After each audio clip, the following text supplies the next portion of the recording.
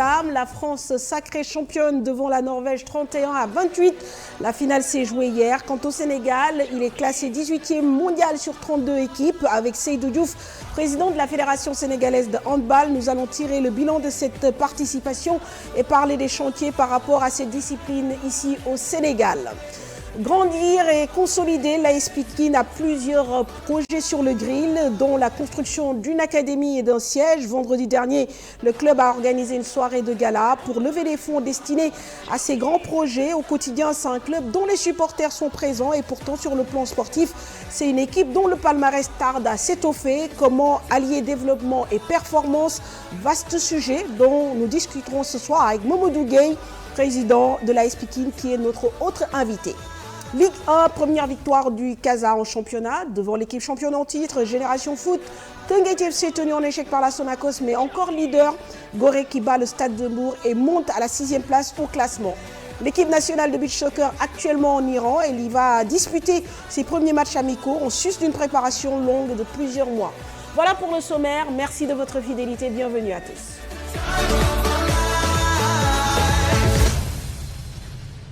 Les vœux vont se réaliser. Cher Tidiane, bonsoir. Bonsoir à Pierre Da Silva d'abord, qui perturbe le plateau. Il parle beaucoup, oui, il faut le souligner. Bonsoir à toi, Mme Fatou. Bonsoir à nos invités, le président Diouf et le président Gueye. Bonsoir à Tala. Bonsoir également aux téléspectateurs qui nous regardent. Voilà, je vais dire bienvenue à M. Seydou Diouf, le président de la Fédération. Je lui ai posé la question, il a confirmé. C'est vrai. Alors, sinon, de l'autre côté, le président de l'AS Pikine est déjà venu une fois. Je pense que c'était à l'aube de son premier mandat. Là, c'est pratiquement à l'aube de votre deuxième mandat. Président, bonsoir et bienvenue à Sport à la Une. Bonsoir Fatou, bonsoir cher Tidiane, bonsoir également au grand frère Seydou, monsieur le président. Bonsoir également Tala, que je retrouve aussi avec beaucoup de plaisir. Je crois qu'on a eu à partager un plateau de qualité, comme toujours, quand c'est à côté de vous, on en apprend.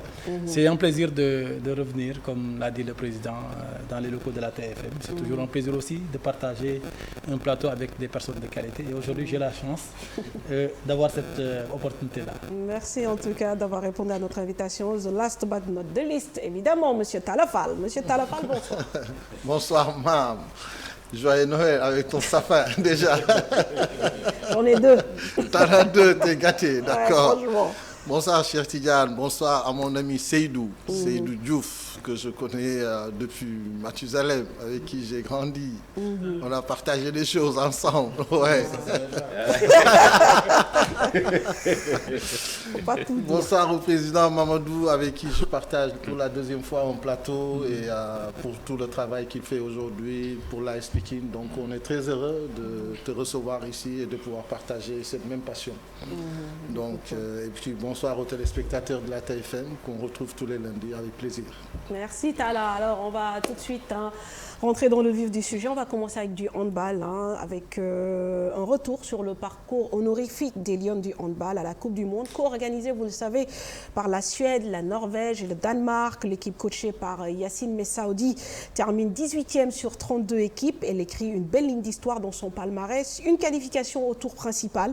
Les Lions n'ont connu qu'une seule défaite durant le premier tour, mais sont tombés sur plus forte au tour principal. Les temps forts de cette participation avec Mame Biram Diouf. Les Lions du Sénégal ont terminé leur mondial sur une bonne note la semaine dernière en battant une rivale, le Cameroun, 22-20. Les deux équipes se sont affrontées à 3 reprises en 3 mois après le tournoi africain de qualification olympique à Luanda et le match de préparation au mondial à Caen.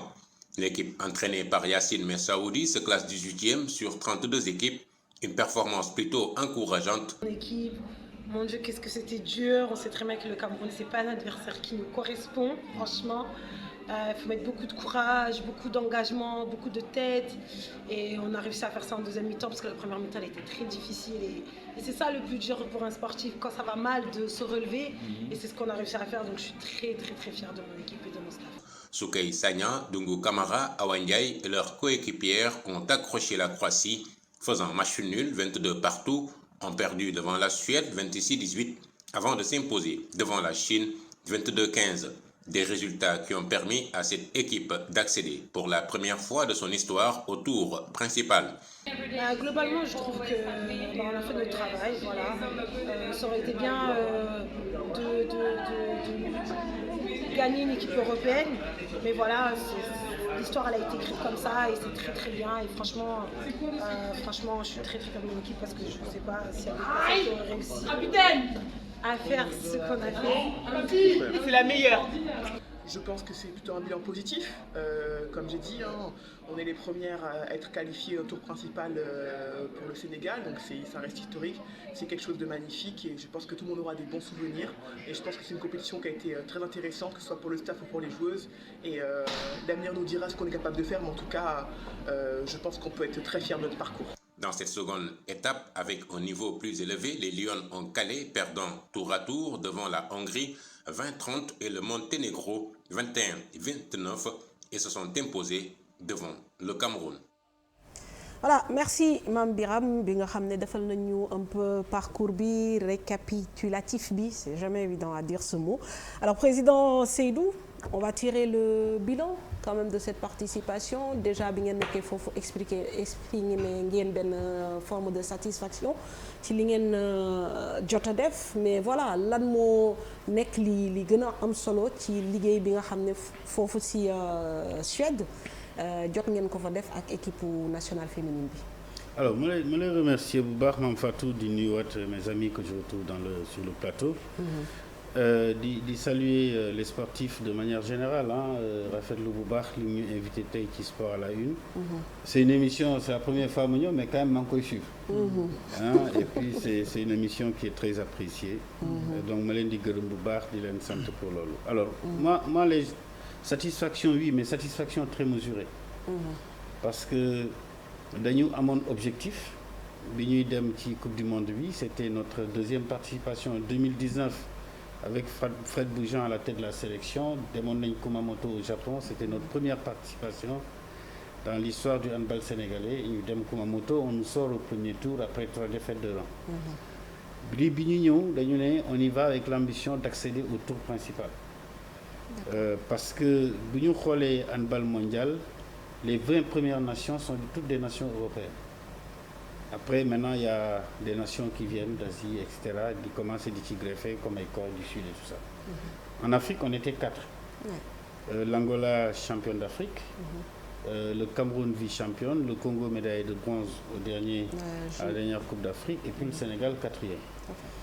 Donc, nous sommes avec cette ambition-là et on a travaillé ci perspective boobu. Donc bi ñu demee yàlla defal ñu dem suñu premier match avec la Croatie. Match la boo xam ne man jàpp naa ne dañ ko waroon gagner. Parce que ci biir match bi dem nañ ba benn instant Sénégal moo mené Croatie 4 buts d'écart. te Croatie dafa bokk sur le top 10 mondial. nekk un pays de handball ñoom ci handball ak football la ñuy gën a xam. ci handball aussi bien chez les garçons que chez les filles. D'ailleurs les grands professionnels yi nekk en France di fa handball yëpp ñu ci bëri c'est des Croates, c'est des Serbes parce que c'est une tradition. C'est la Yougoslavie éclatée. Voilà. Voilà, Nicolas, ils sont tous sortis de ce monde-là. Et donc, nous sommes avec cette ambition-là et on les a accrochés. Donc, moi je dis, classement bi c'est bien, mais li ma gën a jox satisfaction, c'est la manière et le comportement de nos athlètes. Parce que accrocher la Croatie, faire match nul avec la Croatie sur un premier match de Coupe du Monde. Deuxième match, nga daje avec le pays organisateur, la Suède, qui était en demi-finale. Tout à fait. Et tu l'accroches sur le match jusqu'à la 50e minute. Suède, benn but la ñu rawee. On était comme ça. C'est après que les filles se sont émoussées. Ñu dem troisième match avec l'ambition de battre la Chine. C'était très très difficile en première mi-temps, mais en deuxième mi-temps on a déroulé et on a pu le faire. Donc bu ñu ko defee, on a la qualif au tour principal. Mais tour principal aussi c'est une autre réalité. Parce que c'est les meilleurs qui se retrouvent au tour principal. Et nous on est sorti au tour principal, on est allé en tour principal avec le meilleur parcours d'un pays africain. Parce que l'Angola qui est championne d'Afrique est allé au tour principal avec 2 défaites et un match nul. Donc l'ovérage est demain. le Cameroun est parti avec 2 défaites et une victoire. Nous, on est parti avec une défaite, un match nul, une défaite et une victoire. C'est-à-dire que bi ñuy dem tour principal, sur les 4 nations, le Congo a été éliminé au tour préliminaire. Donc sur les 4 nations africaines yi fa nekkoon ñun ñoo ci gën a baax parcours. Et Dieu sait qu'on a joué contre de très très grandes nations. Tout à fait. Donc je dis satisfaction, mais satisfaction mesurée, parce que lorsqu'on va dans une compétition aussi, bu dee championnat du monde la on y va, c'est pour apprendre, pour être davantage ancré ci suñu ay certitudes, suñu ay capacité de performer. Mais pour man l'ambition à la tête d'une fédération aussi, c'est d'aller le plus loin possible. Mais d'aller le plus loin possible, ambition, satisfaction mesurée. Mais tournoi principal bi nos 2 adversaires yi nga xam ne ñoo ñu tere dem, c'est la Hongrie et la Serbie. Est-ce que et le Monténégro. Monténégro. Mais est-ce que jàpp nga ni ñooñu il y avait de la place pour faire quelque chose, parce que quand même là on parle de 2 grosses nations de handball. Oui, mais bu ñu xoolee ci tour principal bi. La Croatie a battu le Monténégro et nous avons tenu en échec la Croatie. C'est-à-dire que ci biir compétition bi on a montré des choses, et d'ailleurs on nous prenait pour une victime expiatoire, mais bi ñu demee ba ci biir compétition bi les gens se sont rendus compte que non seulement on a dañu performer face à de grandes nations européennes. La Hongrie était un cran supérieur, mais tu sais que quart de finale yi Hongrie-Croatie, ça s'est joué dans les 3 dernières secondes. C'est-à-dire que ñun Croatie bi ñu téye moom moo dóor Monténégro ba pare, Hongrie mu ngi ko éliminé dans les 3 dernières secondes à 1 but d'écart. Ok, mais président, j'entendais souvent dans les analyses d'après-match, on a souffert d'un manque de rotation. Ouais. Et ça, j'aimerais bien que nous clarifions, c'est-à-dire c'est le nombre de joueuses qui n'était pas suffisant. Qu'est-ce que ça veut dire? On a souffert d'un manque de rotation. Non, en réalité, le manque de rotation, on est parti avec un groupe de 18. Le handball, l'équipe doit jouer avec une liste de 16. D'accord. On est parti avec une liste de 18. Parce que dans le groupe, on avait 2 joueuses que nous avions naturalisées. C'est ça. Nyosia Nombla et Dounia Abderrahman, qui avaient vraiment émis le désir de venir jouer pour le Sénégal. Mais pour que nous puissions jouer pour le Sénégal, il fallait que le Sénégal soit déclassé. Parce que handball soit déclassé sur le ranking. Parce que quand on a été au championnat du monde en 2019, à l'issue du championnat du monde, c'était la première fois. On nous sort, on nous met dans un classement qui nous classe pays développés. Moi, ce classement, je l'ai contesté. J'ai écrit à la Confédération, j'ai dit non, il faut que la Fédération internationale comprenne qu'aller une fois en Coupe du Monde, ça ne fait pas de toi un pays développé. Ça, c'est sûr. Et donc, on me demande d'écrire. En tant que vice-champion, non, c'était pas. Non, en tant que on y était vice-champion d'Afrique. Parce qu'on était sorti de 2018 à Brazzaville, où on a joué la finale face à l'Angola. Et donc, moi, j'ai écrit, on me demande d'écrire, j'écris. Et on me dit, ok, il n'y a pas de souci, on va le régler pour le championnat du monde. Pour le TQO, ce n'est pas possible, mais pour le championnat du monde, le bureau exécutif va se réunir et donc on va valider le déclassement du Sénégal, ce qui nous permettait de pouvoir faire jouer des joueuses naturalisées. Parce que si on n'est pas déclassé, on ne peut pas obtenir cette faveur-là.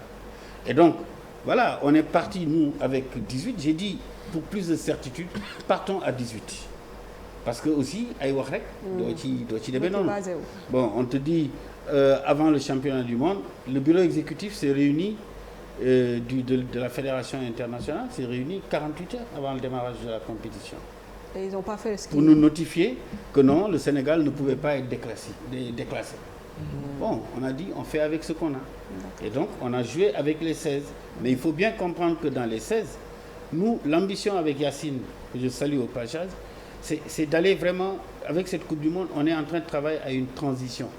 Parce que depuis le départ, en 2021, Binuidem Coupe d'Afrique au Cameroun, moi j'ai fait venir Yacine Messaoudi alors que Fred Boujan était entraîneur pour que déjà Yacine commence à observer ce qu'est la compétition africaine et puis nous aller vers une transition en douceur sur le poste de sélectionneur, ce qui a été très très bénéfique.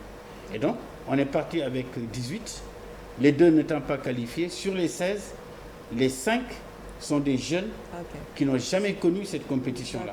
Et donc l'entraîneur aussi... Celles qui venaient du Sénégal notamment? Il y en a 3 qui venaient du Sénégal. Khadisek, Sornasen, Famassal, qui sont 2 gardiennes, mais Khadisek, qui a grandi ici, qui est de Mbour, qui a grandi à Saint-Louis et qui joue actuellement en Tunisie. Donc, en tant qu'ailière droite. Donc, mais ça, c'est des jeunes. Plus Matita Diawara de Nice, c'est une fille de 2003. Plus, on a eu dans le groupe 4 ou 5 filles très très jeunes. Donc, l'effectif était juste. Pour cette compétition de cette envergure. Et donc, celles qui ont de l'expérience, la capitaine Awa Ndiaye, Dungu Kamara, Fanta Keita, Soukaina Sagna qui s'est révélée être une des meilleures joueuses de cette compétition, que nous avons pu maintenir pour la sélection du Sénégal, a montré beaucoup de choses. La gardienne, elle est jeune, Justicia, elle est très jeune, mais elle a montré entre la CAN qu'on a joué ici, le Tekio et ce mondial-là, elle a fait des arrêts, surtout sur le premier tour, mais personne ne l'attendait à ce niveau-là. Donc, l'enjeu que nous avons aujourd'hui, c'est comment faire maintenant pour renforcer ce groupe, pour avoir au moins 18 à 20 éléments qui peuvent valablement compétir sur la D2 en France ou bien sur la D1. Il y avait déjà ces 2 qui sont en attente. Oui, qui sont en attente. Donc moi, je suis en train de... Mais, Président, il y a 2 observations d'Efnaco. La première, c'est d'abord, en fait, ce n'est pas une observation, c'est plutôt une question. Comment vous travaillez avec ces staffs techniques? Est-ce que ce sont des pigistes, les Nidem Digno? Comment ça se passe, en fait, pour les sélections, pour que, voilà, pouvoir travailler avec ces techniciens? Je pense qu'ils ne sont pas tout le temps là au Sénégal. Non, ces techniciens sont en France parce que l'équipe pratiquement... Yassine Messaoudi, c'est l'entraîneur de Paris 92, qui est en première division française. Fred Boujean était l'entraîneur du Mounion au Sénégal, il était l'entraîneur de Fleury. Fleury venait juste de prendre le titre de championne de France. Et avant, il y a eu Chersek aussi. Avant Fred, il y a eu Chersek. Chersek aussi entraînait à Besançon. Il jouait à Besançon, il a joué à Strasbourg, Besançon, avec son frère d'ailleurs, Douta. Et Chersek entraînait Vesoul. Parce que simplement, il est plus facile d'avoir un sélectionneur qui est là-bas, qui est en contact avec les athlètes sur place, parce que toutes nos joueuses, à l'exception de celles dont j'ai parlé, traditionnellement évoluent. Ça, c'est garçon comme fille. C'est une option que nous avions prise dans la fédération. Et donc, avec Chersek, on a fait un cycle de 4 ans. C'est avec Chersek qu'on a décroché pour la première fois la médaille de bronze aux Jeux africains à Brazzaville en 2015. Juste après, on a shifté sur Fred Boujean, parce qu'on avait l'ambition d'aller encore plus loin sur le plan continental. Fred est venu avec son expérience. On a fait un cycle de 4 ans qui s'est terminé en 2021 et Yassine est venu pour prendre parce qu'on donne aussi le temps aux sélectionneurs de pouvoir travailler. Voilà, c'est comme ça qu'on travaille avec eux. Et maintenant, après, derrière, c'est des contrats, c'est des arrangements. Mais j'avoue que bon, voilà, ça n'a rien à voir avec les montants qu'on entend chez nos amis. Alors, cher, est-ce que vous avez envie de dire comme ça, nous continuons? C'est surtout le président mi ngi koy wax sànq ne que équipe bi pratiquement France la nekk, entraîneur bi tamit nekk France. La question que l'on se pose, moi, on a l'impression qu'on a handball au Sénégal à 2 vitesses. C'est l'équipe nationale France. Les joueurs de France, France m'a formé. Alors que ce qui se fait ici, on a un niveau sur le plan international. C'est comme si on ne fait pas le travail nécessaire au Sénégal à la base pour que nous beaucoup sur le top équipe nationale. Vous avez raison, parce que Lolo, ça pose le problème de comment on joue au handball et comment on administre le handball au niveau national. Quand vous prenez les équipes première division ici, championnat, parce que nous, on organise un championnat de première division. Moi, depuis que je suis à la tête de la fédération, il n'y a pas une année où le championnat ne s'est pas joué.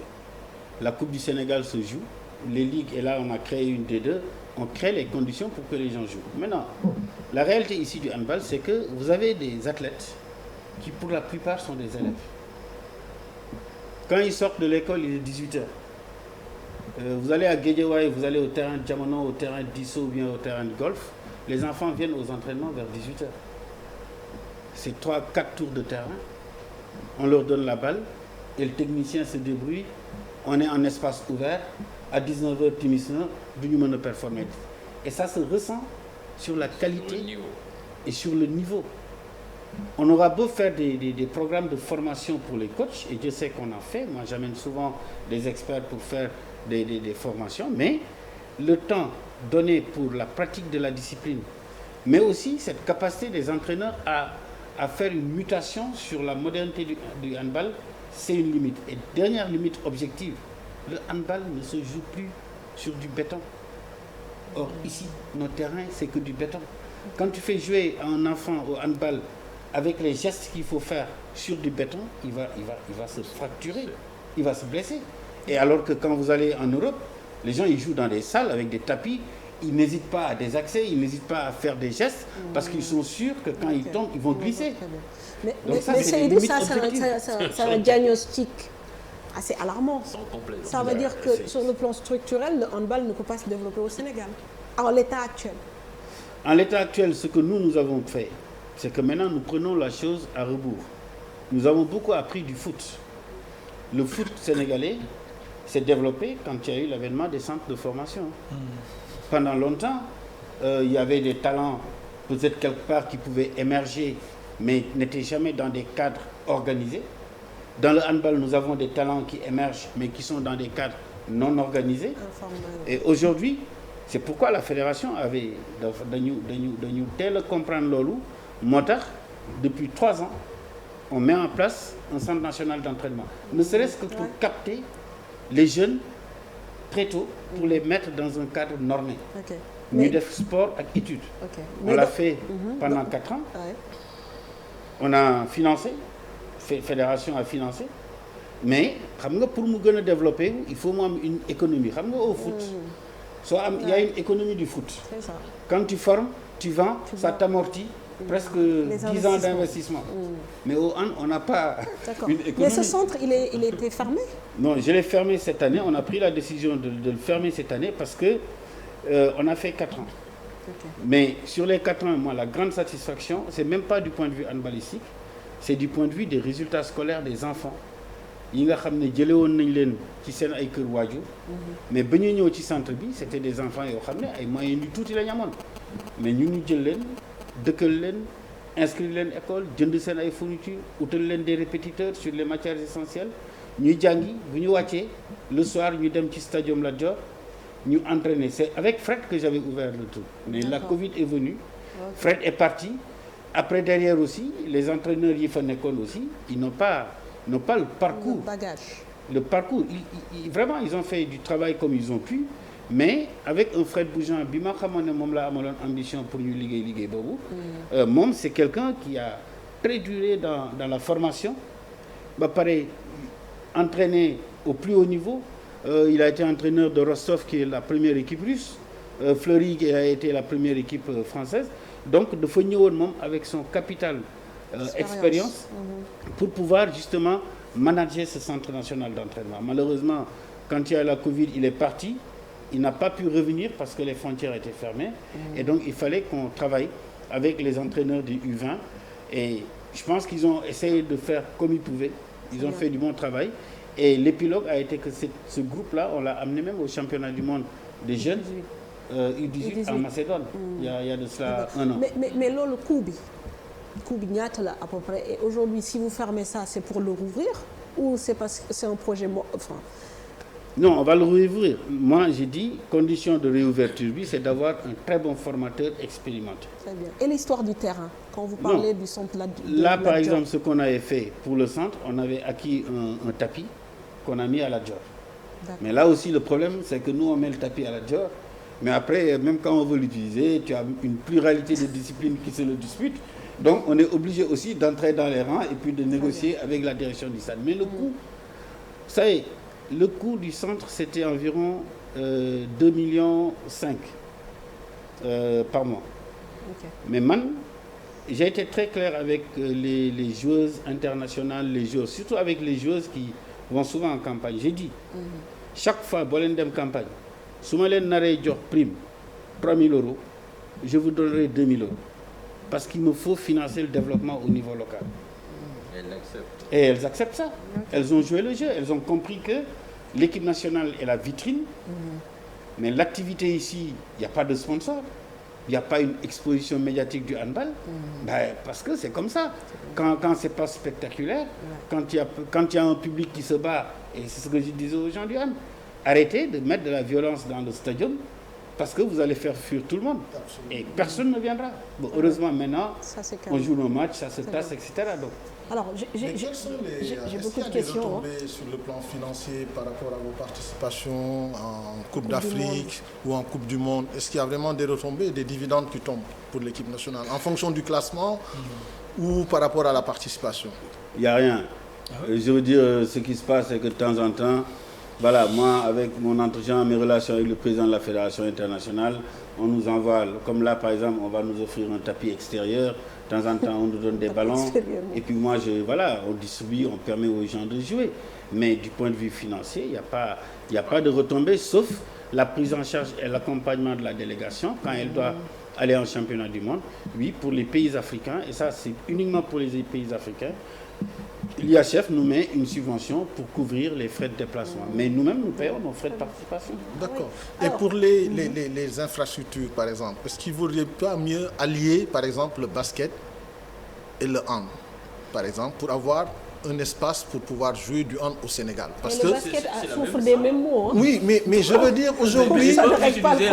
Non, ils peuvent utiliser la même salle. Parce qu'aujourd'hui, les partenaires au développement du sport, quand ils te présentent un projet, ils te demandent par exemple de faire une salle, par exemple, modulable, où tu peux faire du basket et en même temps faire du hand. Et c'est ce qui se fait en Europe aussi. Quand tu vas dans certaines villes, tu vois que les mêmes salles peuvent abriter le basket et le hand en même temps. Je pense qu'aujourd'hui, on doit pouvoir essayer d'aller dans ce sens-là. Parce que le basket seul ne peut pas prendre toute cette salle à lui seul. Donc, mettre un parquet pour le basket ou le hand en même temps, ça peut se faire. Oui, mais moi, j'ai toujours réfléchi comme ça. J'ai dit d'abord, nous sommes un pays sous-développé.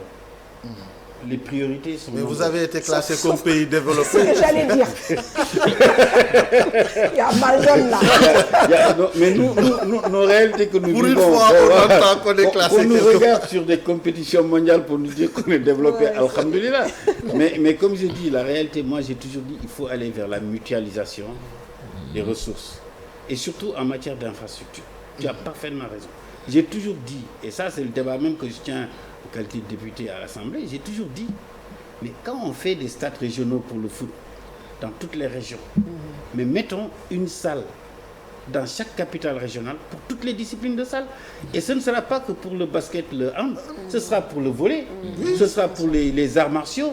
Et les gens auront des cadres dans lesquels ils pourront s'exprimer pour que les talents puissent s'exprimer. Parce que objectivement, les conditions dans lesquelles nos jeunes évoluent sur des terrains vagues comme ça, pas clôturés, pas de tribune, pas d'éclairage, voilà, tu commences une séance d'entraînement à 18h, tu es obligé de terminer à 19h. Mais la salle Marius Ndiaye, si on réfléchit bien, accueillir toutes ces disciplines-là. La salle Marius Ndiaye accueillait le basket, le hand, pouvait accueillir... Marius Ndiaye, attention, Marius Ndiaye, moi je l'ai déploré. Quand les gens refaisaient la réhabilitation de Marius Ndiaye, j'ai dit, mettez aux dimensions du hand aussi. Parce que le terrain de hand, c'est du 44 sur 24. C'est 40 sur 20 l'heure de jeu. Mais quand on fait un terrain, une salle comme Marius Ndiaye, et qu'on la dédie exclusivement au basket, j'estime que c'est du gâchis. Aujourd'hui, avec la SOGIP, on est en train de discuter, mais même pour Dakar Arena, le tracé, moi j'ai été obligé d'aller acheter un tapis pour le mettre sur le parquet de Dakar Arena avec le tracé du handball. Parce qu'il n'y a que le tracé du basket. Mais est-ce qu'on peut avoir une porte de sortie? Bon, pas une porte de sortie, mais une ouverture par rapport aux JOJ qui arrivent. Parce que, voilà, aujourd'hui, il y aura des salles qui vont être mises en place, des stades qui vont être réfectionnés. Est-ce que ça peut vous aider, vous, à trouver plus d'infrastructures? Est-ce que vous êtes intégré dans le programme? Je sais qu'il y a le beach handball qui doit être mis en place. Est-ce que le Buntu Bouy fait là pour lire? Non. Aujourd'hui, de manière objective, et moi je voudrais vraiment saluer le travail qui a été fait par le comité olympique, le comité d'organisation, le COJOJ. Iba Mar Diop, le terrain de handball va être transformé en salle. C'est le temple du hand. C'est le temple du hand. C'est le temple du hand. Moi j'ai dit, on nous proposait une réfection avec une fermeture partielle. J'ai dit, ou vous fermez ou vous fermez. Et donc aujourd'hui, avec le financement de l'AFD, Ibamar, la salle, Ibamar va être transformée en salle. J'ai vu la maquette. J'ai d'ailleurs été à la cérémonie de remise des chèques pour les personnes affectées par le projet, autant ils vont faire le stade de foot, de rugby, autant ils vont fermer le temple du handball, dédié au handball. Mais comme j'ai dit, hein, moi, même s'ils font la salle, s'ils veulent mettre le volley, ils n'ont qu'à venir mettre le volley. L'essentiel, c'est que nos jeunes, mais même le basket, confondues, il y a eu beaucoup de disciplines qui se sont jouées sur le temple du hand. Ouais, il y avait du basket, il y avait du volley. Et à un moment donné, même, on a organisé des combats de lutte sur ce terrain-là. Et c'est à tuer le stade Iba Mar Diop. Donc aujourd'hui, je pense quand même qu'il faut redonner... Sur les infrastructures, on parle de Dakar, mais le hand aussi se joue partout au Sénégal. Par exemple, moi, je connais une ville, de Kenafa, Sokone. Le handball, c'est une véritable passion là-bas. Nawetan handball à Sokone, c'est plus populaire que Nawetan football. C'est une véritable passion. Moi, j'ai été présider une finale de Nawetan handball à Sokone, mais je vous assure, je suis sorti de Sokone à 4h du matin. Absolument. Mais le centre Barcelona là, était rempli de monde. Aujourd'hui, Catalunya, tu vas à Nioro, le hand se joue. Tiawan a remporté la finale de la Coupe du Sénégal en handball. C'est-à-dire, on vous parle, aujourd'hui, Toubacouta est monté en première division, en filles.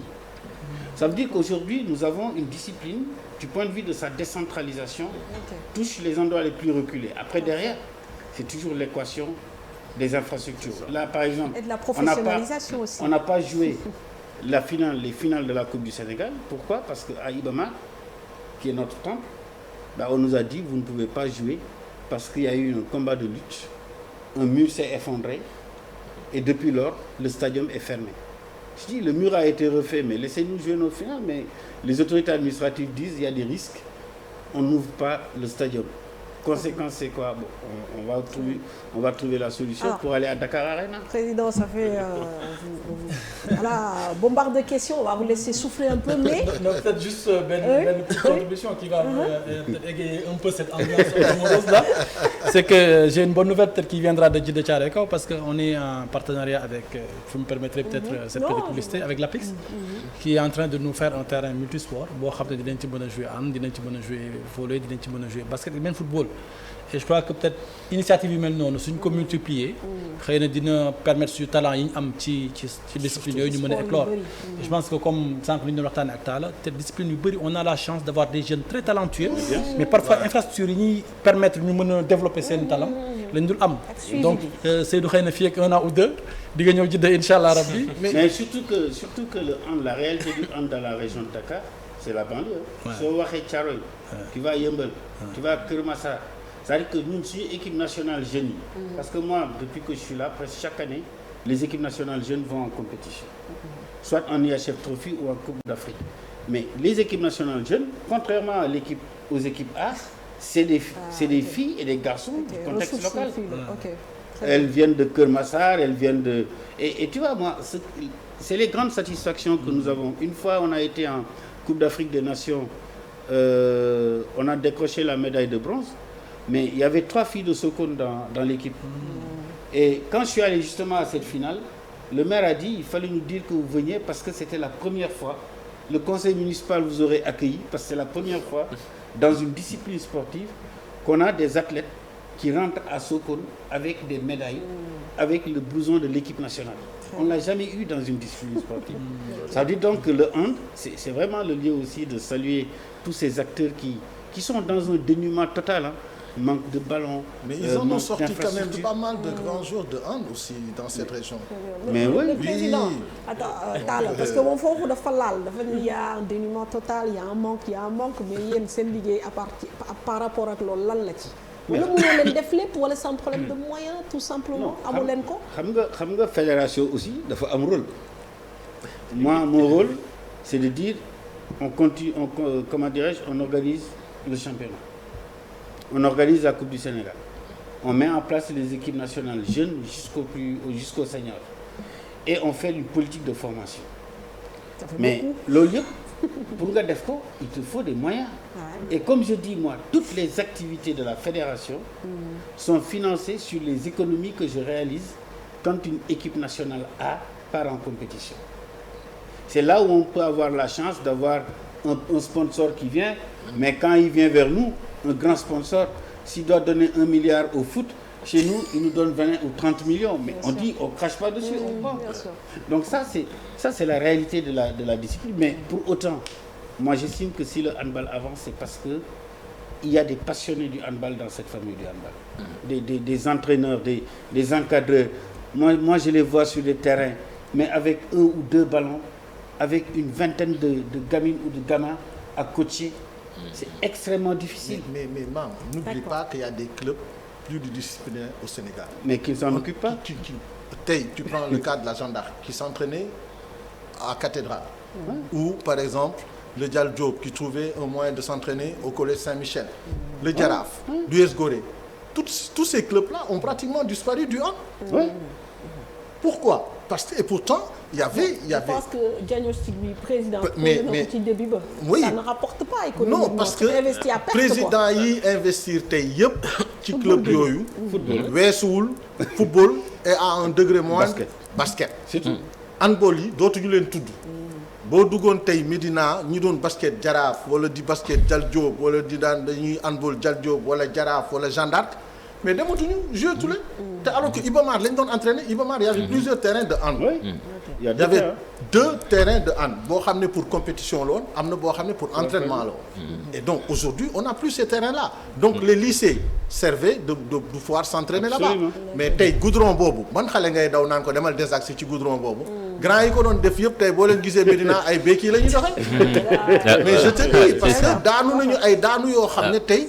Ben quand tu les vois tu te dis que ne coup yi ñu doon jël grand yi moo leen topp. moo leen sonal. Absolument. Et puis président li mu wax sànq man maa ngi koy door découvrir mais je pense que lu am solo la parce que ñun on se posait tout le temps la question waa ànd naka la ñuy def ba duñ leen dégg ñuy dem di rang ministère di xëccoo di def pression ci médias yi pour ñu diligentel leen seen voyage seeni prise en charge yooyu il vient de donner pas une partie de la solution mais aussi il faut que acteurs yi tamit collaborer comme ni mu ko waxee que les joueurs acceptent que ñu defal que quelque part seeni prime aussi pour financer rayonnement sport bi surtout que am na si ñoo xamee ni am nañu moyens yi wax dëgg fa yàlla am na ñoo xamee ni soxlawuñu ko non mais dafa sax demeewul noonu parce que 3000 euros rek ñëwal jour tey équipe nationale Sénégal football nga ne ko non dama lay dindi benn 2000 euros mu ne la foo ko teg foo ko teg la lay wax et pourtant tu peux leur dire que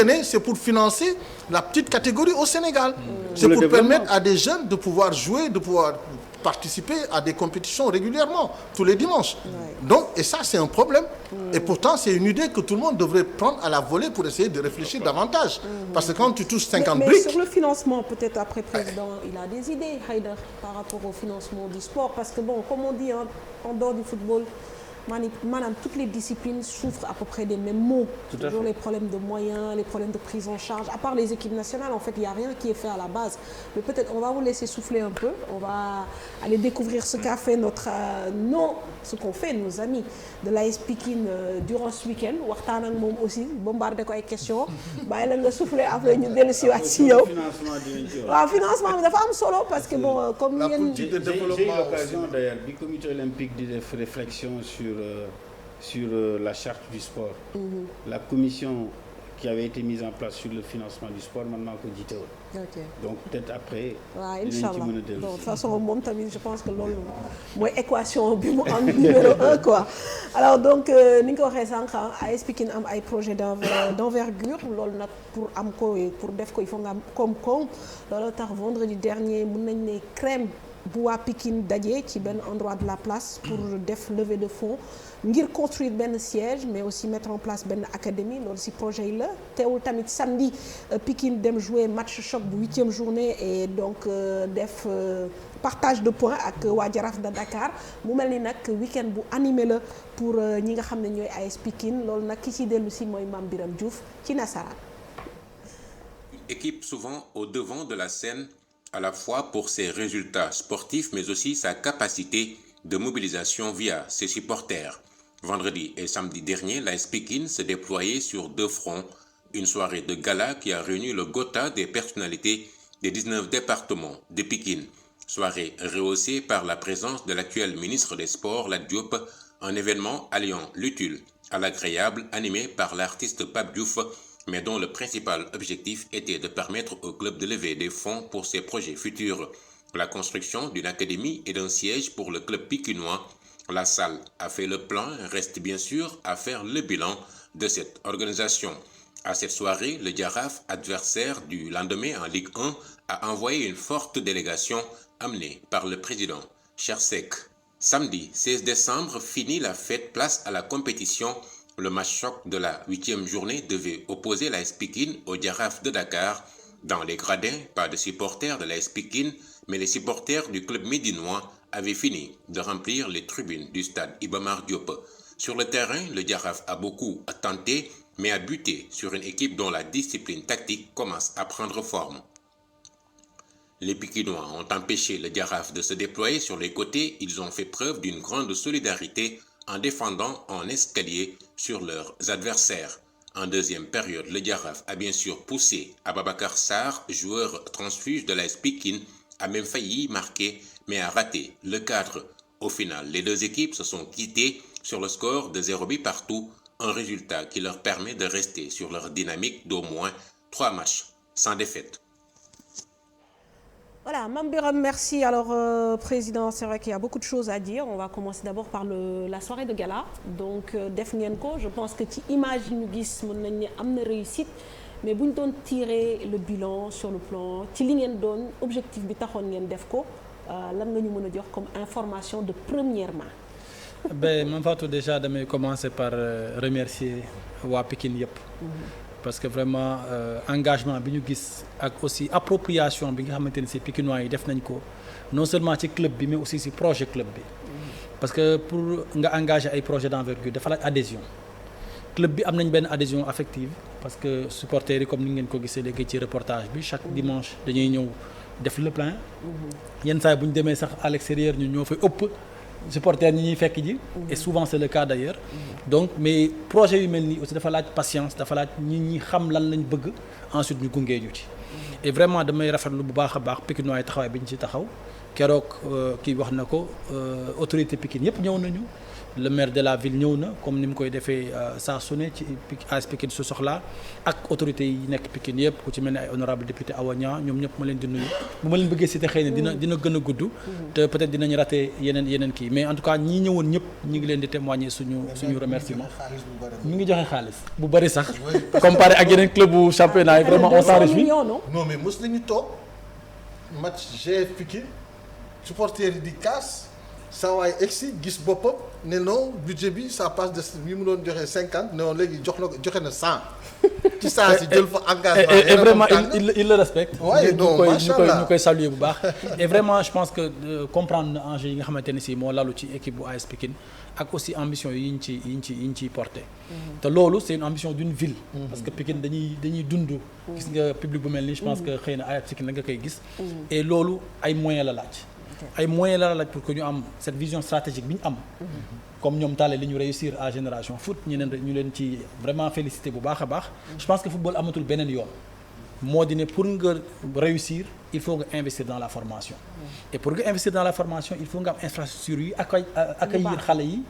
mën leen teg dans les conditions de bien performer. Tout à fait. comme ni ñu ko doon waxtaanee léegi seen xel dal. aussi bien sportivement que financièrement. loolu aussi mooy tax xale yi mën a nekk dans une dynamique de performance suba ñu nekk ay grands champions. parce que un grand champion c'est pas seulement le talent xale yi Sénégal yi ñu bëree am nañ ko.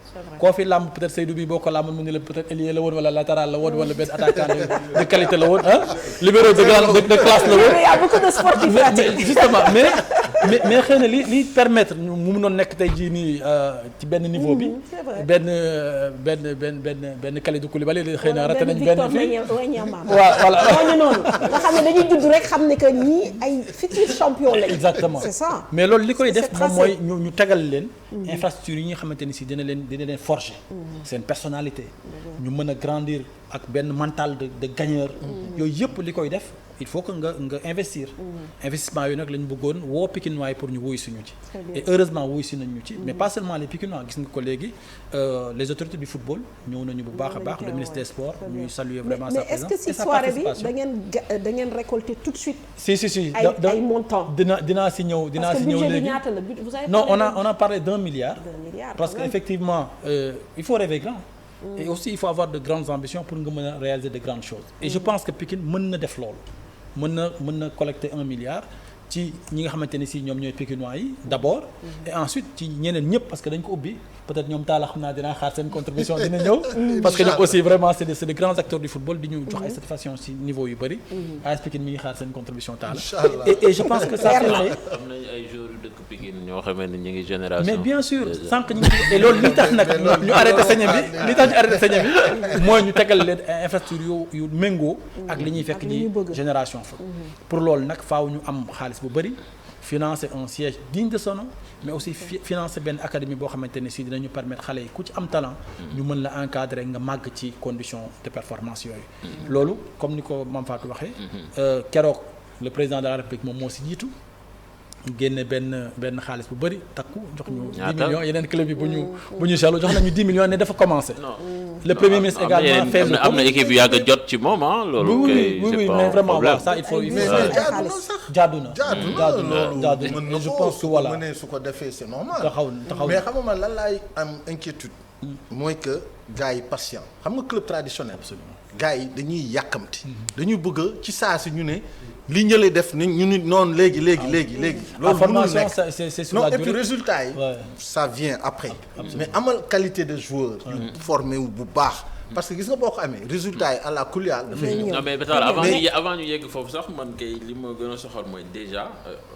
pour infrastructure boobu ngeen bëgg a taxawal déjà est-ce que budgétiser ngeen ko xam exactement combien ça va vous coûter ak aussi fan ngeen koy defee bon yaay directeur domaine xam naa ne xam nga non ce chiffre là n'est pas fantaisiste quand on a dit 1 milliard c'est pas un chiffre fantaisiste parce que loo xamante ni si la évaluer nañu ñaata la ñu académie bi nar a coûter ñaata la ñu siège bi nar a coûter mais également maa ngi doon wax léegi ci contribution yi mais ki ci jiitu Talla mi ngi ko wax léegi c'est le maire de la ville il nous a dit que cette année-ci dafay commencer 200 millions su fekkente ni dawal nañu ba année prochaine mu defaat beneen 200 millions donc ça veut dire que aujourd'hui on a projet bi nii rien que si projet bi. non moom daanaan la pour ñu mën a def académie bi mën a def siège vraiment Abdoulaye Timbo chapeau bas wax dëgg yàlla amul morom ci maire yi nekk Sénégal parce que loolu vraiment je pense que Aziz Gueye tamit joxe na US Wakam 100 millions ren.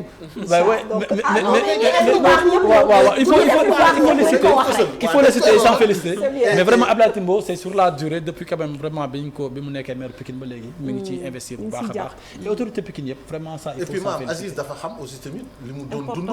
non moom dafa nekkoon président Wakam. il a eu un vécu en tant que président. donc tey bu dugalee foofu xam na lan la mën a am comme retombée. et puis boo téye xale yi foofu boo jëlee ay jeunes 16 ans 17 ans joué loo leen mais suba mën nga transférer récupérer ce investissement ba club bi daal di autonome. c'est vrai. Alors, il parle de choses qu'il connaît parce que effectivement c'est le modèle. Je pense qu'aujourd'hui c'est le modèle. Non, c'est pas très difficile. En fait, mooy yoon bi. moo di ne teg benn académie boo xamante ne si da nga investir sur la formation comme il l'a dit nag. Ça demande de la patience. fu mel ni Pikine en fait la difficulté mooy da nga war a allier les deux. da nga war a allier investissement sur le long terme. mu laaj patience mais da nga war aussi def le résultat immédiatement. mais président wuyoo ko ba de Pikine am na espace bu ngeen defee loolu. si on a déjà pour le siège am nañu tey jii nii espace bi. pour l'académie am nañu foo xamante ne si identifié am nañu 2 sites yu ñu identifié. mais ça demande xëy na l'appui comme ñoom Talla fi ñu nekk nga xamee ne l'espace illimité. non loolu yombatul ñu am Pikine lu toll noonu mais am na possibilité. vraiment loolu nag xëy na dafay laaj vraiment des appuis au plus haut niveau parce que dafa laaj xëy na fi ñaari sites lañu identifié benn bi c'est dans la forêt classée parce que c'est classé de Mbao foofu lañu am espace boo xam ne mën na accueillir et je pense que du déstructurer un peu l'écosystème parce que la forêt classée l'idée c'est de préserver l'écosystème te tey jii boo fa defee benn académie de football en vérité doo déstructurer un peu li nga xamante ni si moom moo taxoon ñu classer cette forêt là l'autre alternative moom mooy ci fii aussi ci ñaay bi foofu également c'est classé donc dafa laaj oui dafa laaj moo tax ma ne dafa laaj un peu voilà de beaucoup d'entre-gens et vraiment l'appui des autorités mais comprendre nañu fan lañ jëm et on pense que logiquement dinañ ñu ci gunge incha allahu rabbi. Donc je parlais des moyens. Ouais, concrètement, par exemple sur cette soirée de gala vous avez récupéré combien? Mais déjà l'engagement du maire de 200 millions. Ok. Il y a le président de la République qui a mis 10 millions. Okay. Il y a le premier ministre qui a mis 5 millions. Il y a le ministre des Finances qui a mis 5 millions. Le ministre des Sports a également mis 2 millions. Le président du Jaraaf, président du club, a mis également 5 millions. Le maire de la ville a dit que du yem ci subvention ville bi mais moom de sa poche dafay defar 5 millions ak les autres contributions ku ci mel ne presque 300 millions en gros. On pour an bi Diaw Imo également mel Modou Matignan vraiment on a eu des contributions diverses et variées. Mais concrètes. Non c'est pas seulement des engagements vraiment c'est du concret. ñooñu mu lim ñëpp. ñooñu moom c'est cash. C'est du cash wax dëgg yàlla et on s'en félicite on les remercie. Vraiment mais maintenant par contre am ngeen comment dire somme de base mais comment il faut aller compléter ce qui reste? Bëri na moyen wu compléter ko parce que déjà ci cotisation pikinois yi rek on sait que mën nañu am au moins le tiers. Vraiment comme aujourd'hui on a quasiment la moitié. Parce que bi ñu boo génnee l'engagement de la ville de Pikine 200 millions cette année 200 millions l'année prochaine ça fait 400 millions. Sur cette soirée-là on a levé à peu près une soixantaine de millions j'ai pas encore les chiffres définitifs mais voilà ça peut tourner dans ces eaux-là. Donc bu ñu continuer collecte bi ñu gis aussi mbir mi commence jël forme. Parce que am na ñoo xam ne bu ñu tant que ñu ngi nekk peut-être dans le doute xalaat ne peut-être voilà on nous a souvent parlé de projet mais que aboutirul xëy na duñ nangu am engouement boobu noonu mais bu ñu gisee ne siège bi taxaw na ñu gis mu jël forme am fi ñu xam fi ñu bëgg a dem académie bi am na espace bi ñu ko bëgg a def commencé nañ ci investir ñu gis aussi seeni doom di fa ñëw ça aussi c'est important ñu gis vraiment xale yi aussi ñu def leen ci condition bi nga xam ne fa lañ bëgg parce que tey commencé nañu académie bi malgré le fait que amaguñu infrastructure bi ñu bëgg commencé nañ ko au niveau du stade Alassane Djigo xale yi ñu ngi fay entraîner et cetera mais li ñu bëgg moom mooy xale yi tout de suite ñu dugal leen ci muulu AS Pikine ñuy sol maillot short bas blouson am seen sac boo xamante ni AS Pikine bu ñu ñëpp identité créer une identité voilà ñu koy màggaale. Très bien. Président xam naa ni Mame Fatou sax war na ko prévoir ci conducteur am en général am na équipe yoo xam ne suñuy faral di ubbi genre projet yu mag yi pour def ko day impacter sur le plan sportif parce que day am benn régime d'austérité boo xam ne dañ koy instaurer ci équipe bi xaw a wàññi dépenses yi gën a serrer ceinture te loolu souvent day feeñ ci performance équipe sax mën na fa jaaree sax wàcc. Est-ce que scénario yooyu yëpp yéen a ngi koy xalaat ba nga xamee ni du leen mën a gàllankoor damm seen laaf. waaw AS Pikine amul choix lu dul jouer les premiers rôles dans le championnat parce que on a la chance d'avoir un public magnifique mais un public très exigeant. Parce que c'est-à-dire que AS Pikine mooy club boo xamante ne si le public bu ñu joué wul sax bi beau jeu équipe adverse bi yenn saa dañ koy supporter. loolu Pikine rek nga koy gis parce que dañu bëgg de la qualité. Mais c'est pas folichon pour le moment. Non c'est pas folichon parce que lu mën a nekk la mais en fait il faut que ñun justement nous autres dirigeants ñu allier les deux allier la performance hic mais aussi allier l'investissement bi nga xamante ni si moo ñu permettre sur la durée comme l'a dit Talla ñu mën a performer et sur tous les tableaux.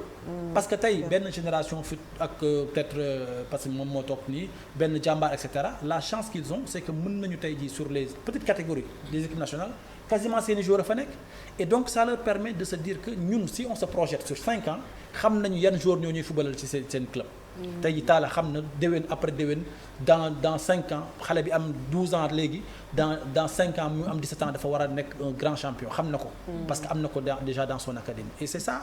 Le rêve qu'on nourrit c'est ça qui nous permettra demain ñu mën a performer sur la durée nga mën a xam ne tey boo même boo transférer X joueurs ci benn année am nga tout de suite une relève bu lay permettre nga mën a compétitif. Très bien alors Mamadou je vais quand même dinañ dugg tuuti si yenn points yu saillants yi peut-être mooy li ñuy wax parce que yaa ngi wax ni l'AS Pikine a un public très exigeant et pourtant moi je trouve que l'AS Pikine a un public très patient parce que tey depuis 2015 yow si sa premier mandat je pense que moom lañ doon wax sànq depuis 2015 Pikine quand même gagnewul trophée majeur sur le plan national. Absolument. mais loolu nan nga ko mën a expliquer c'est quand même une incohérence quand même. Pas tout à fait parce que aussi championnat bi dañ ci nekk ak suñuy wujj yoo xam ne aussi dañu bëgg li ñu bëgg di investir xëy na même peut-être plus que ñun li ñu mën pour le moment. et ñi nga xamante ne si public bi comme ni ñu ko waxee léegi dañu xam football xam nañ ne tey jii nii am nañ un retard bu ñu war a combler. balaa nga naan naam da nga fay nekk c'est-à-dire que mën nañu am ce qu'on avait eu en 2014-2015 mooy comme li ñu am ci football bi yéen avant ñuy am aujourd'hui les infrastructures yi ñu am ay clubs yoo xamante ne si structuré nañu am ay centres de formation yuy produire des joueurs de qualité ñu mën a nekk à un certain niveau mais avant ñu ko doon am li ñu mënoon am rek mooy génération spontanée pour mën a am un trophée wala pour mën a yegg ci yenn niveau yi en 2014 on l'a eu. Après année bi ci topp effectivement malheureusement ça n'a pas suivi dañu wàcc. mais loolu mooy indi. c'est-à-dire que soo amul.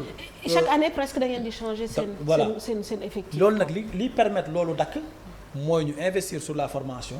nga xam ne sur toutes les catégories dañuy am ay joueurs yu performants. très bien loolu soit tant que amuñu ko rek.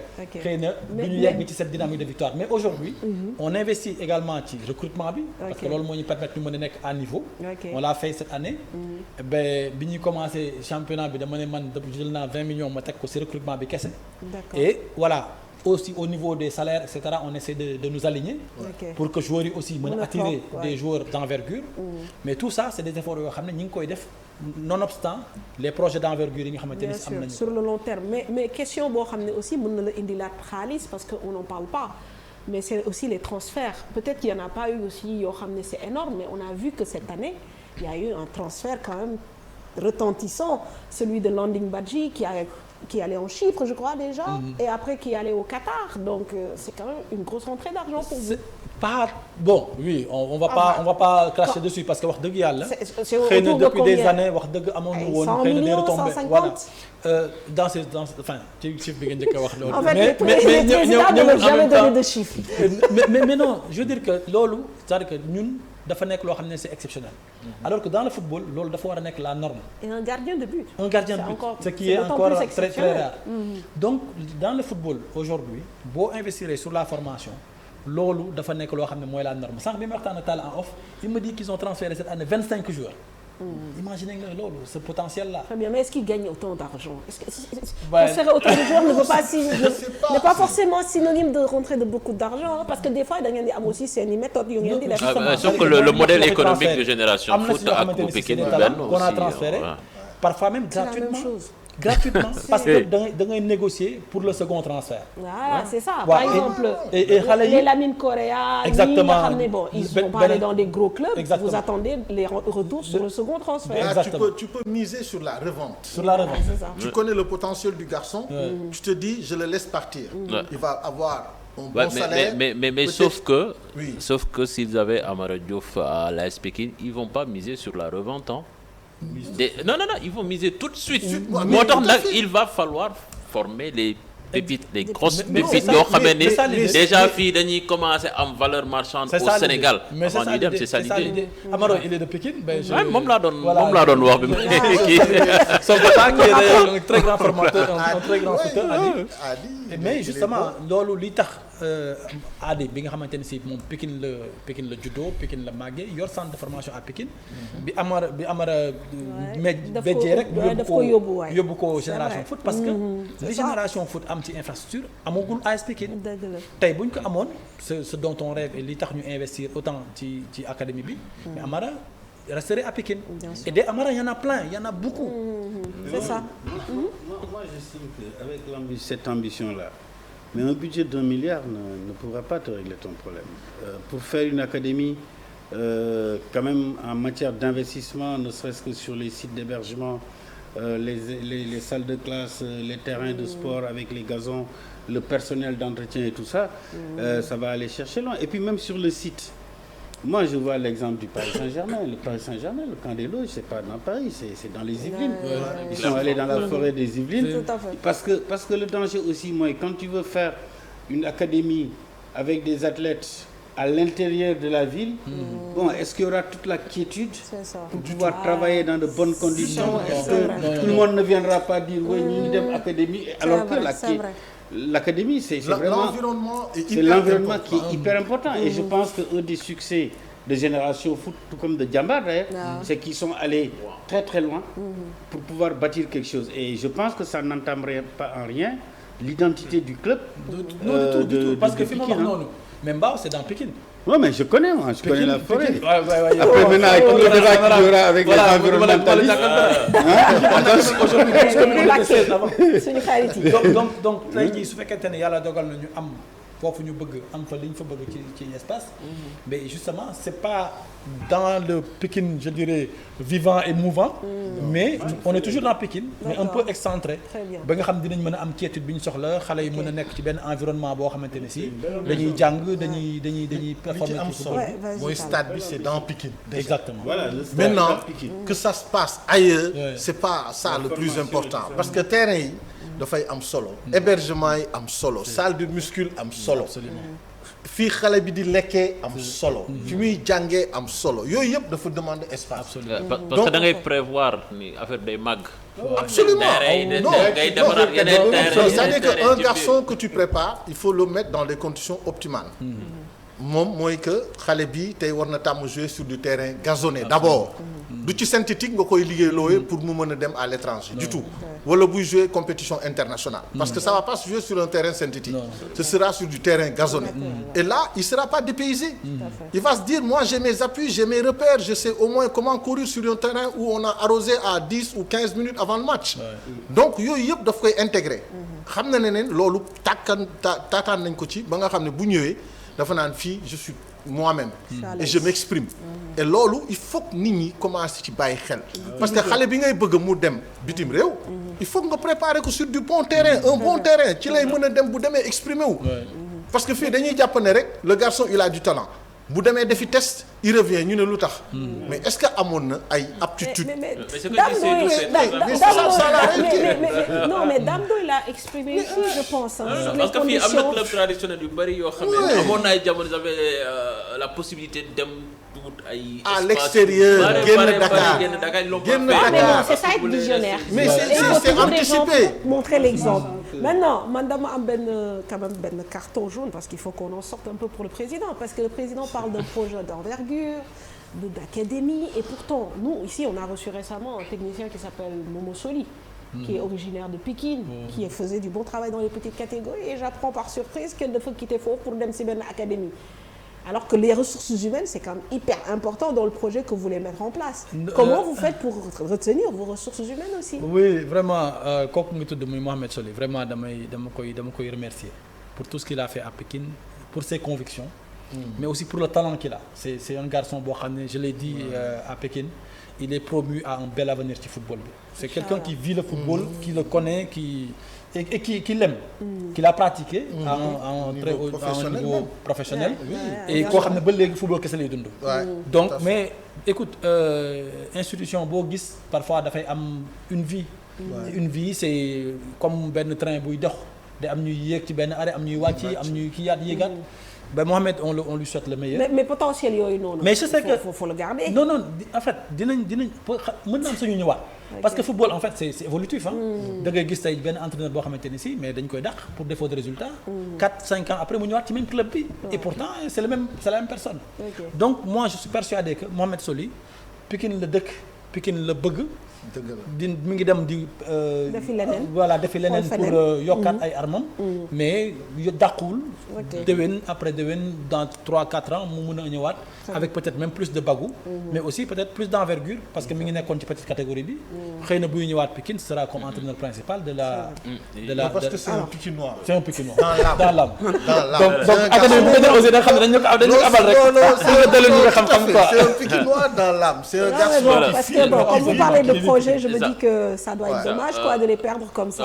non il reviendra. Inch'Allah. président dañuy ñëwaat ci mbirum économie des sports parce que je pense que monsieur bi nga njëkkee ñëw invité woon nañ la fii ngay wax nooy def ba suqalee club bi pour fexe ba club bi mën a autofinancer wu pratiquement bañ a soxla bailleur boo xam ne tout le temps mooy dugal. AS Pikine si je me rappelle daaw am na benn journée boo xam ne dégg nañ fii ñu def recette 5 millions. ce qui est moom lañ bindoon ci presse bi. est-ce que loolu c'était exceptionnel wala. lu ngeen di dund lu récurrent la da ngeen koy dund souvent. ak ban impact la am seen budget. waaw on a ces recettes là peut-être sur 4-5 matchs de championnat. En général dañuy def recette bu dépasser 5 millions. Après on tourne autour de 3 millions 5, 4 millions, ce qui est déjà c'est important. Ce qui est beaucoup. C'est pour bien le récupérer. Voilà. Beaucoup. Ce qui est beaucoup. Parce que non, Pikine c'est vraiment un public exceptionnel. Et vraiment c'est le lieu de remercier et de féliciter et surtout d'encourager les supporters. Et aussi dafa am beneen dynamique boo xamante ne ci supporters pikinois ñu ngi koy am. mooy tey dafa am benn conscientisation boo xam ne ñu ngi koy jël ils étaient 5 groupes. mais soo bëggee ñu déglu ko notamment Moustapha Seck. mais je suis vraiment je suis Pikine TV mi wax un peu si façon bi ñu bëgg li defee yëf yi. je suis preneur je suis preneur. ok on va l'écouter. Le comité supporter ñun lu ñu def dañ koy yëgoo suñu biir dama génnal wax parce que ñoom dañ may soutenir ci bépp décision boo xamante ne dama ko jël. mais bon xam nga àdduna moom boo fi nekkee mënoo def lu neex ñëpp mais ñun en âme et conscience xam nañ ne booy bu fa dem gaañu suñu kaw lay këpp on peut pas gérer une foule de jeunes boo xamante ne ils ont entre 14 15 ba 21 ans di leen yóbbu ci loo xamante ne da leen gaañ Cheikh loolu noonu suñu responsabilité la comme suñu responsabilité du responsabilité équipe bi ñun ñu jël suñuy propre responsabilité benn booy bu dem tenir suñu décision de ne plus nous rendre dans waxuma sax stade Iba Mar Diop dans aucun stade bi nga xamante ne subir nañ fa ay scènes de violence duñ fa dem ren inchallah rabbi même Galandou Diouf non Galandou Diouf je pense pas que nañ fa dem nag sincèrement parler voilà parce que tamit bon on n'a pas de problème avec les clubs mais c'est juste que ne soo fa demee après lii am ci biti donc nga mënul gérer tu es obligé de faire autrement mais nag su fekkee da ngay dox ci fair play tu dois être en mesure yow ñi nga nekkal nga xamal leen que ne football bi nii ak nii lay demee te booy voilà quoi alhamdulilah ñoom ñi ngi coopérer.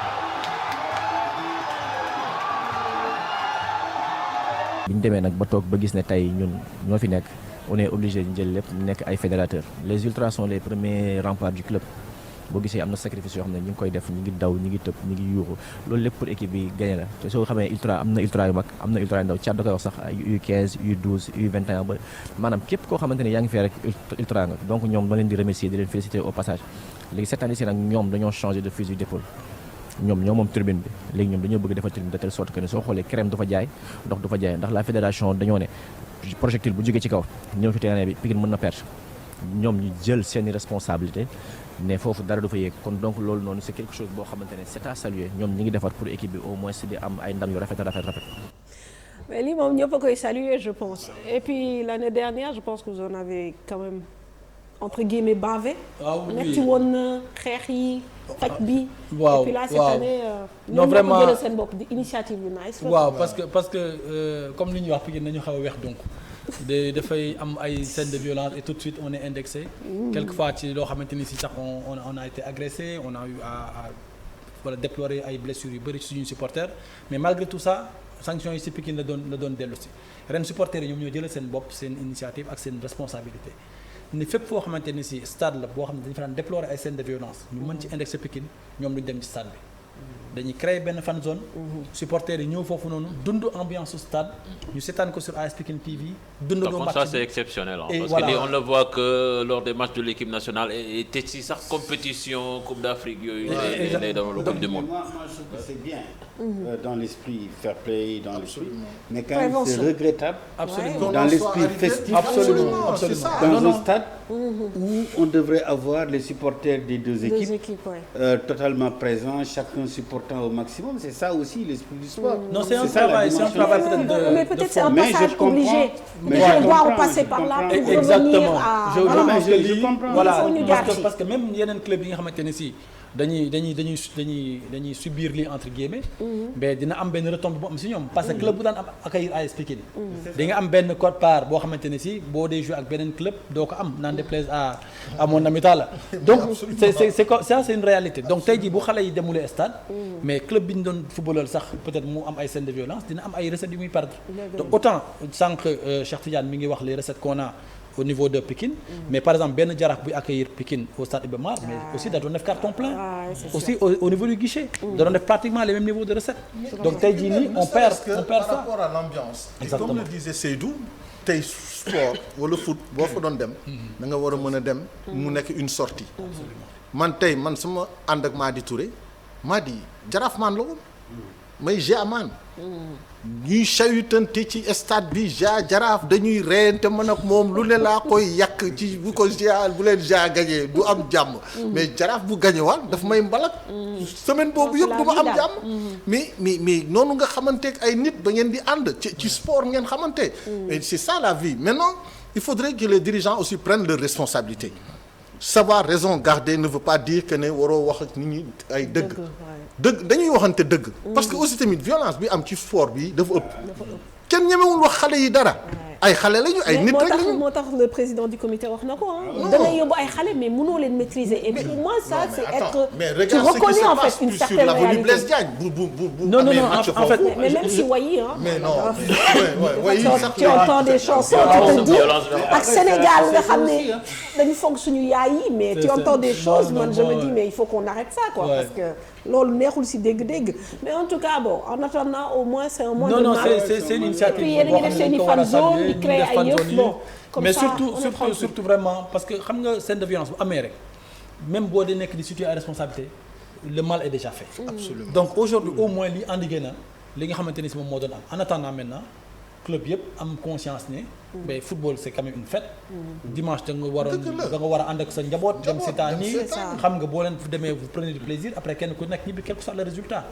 mais loolu nag dafa laaj xëy na ñu jaar ci benn étape. dafay changer goût moom day ñëw ak day changer goût match yi laajal Tall suy jouer Lat Dior.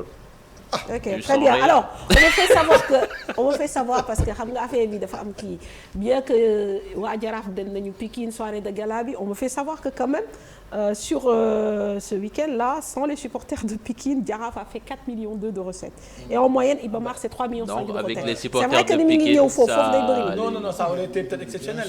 Et vraiment mais non c'était rempli hein. Moi j'étais au match il y avait trop de monde. Ouais. Alors on va laisser encore une fois souffler le président Mamadou Gueye. On a beaucoup d'actualités, le temps qui nous est imparti est presque fini, donc on va aller en vitesse grand V avec la 8e journée, pas beaucoup de buts marqués, seulement 7 rencontres.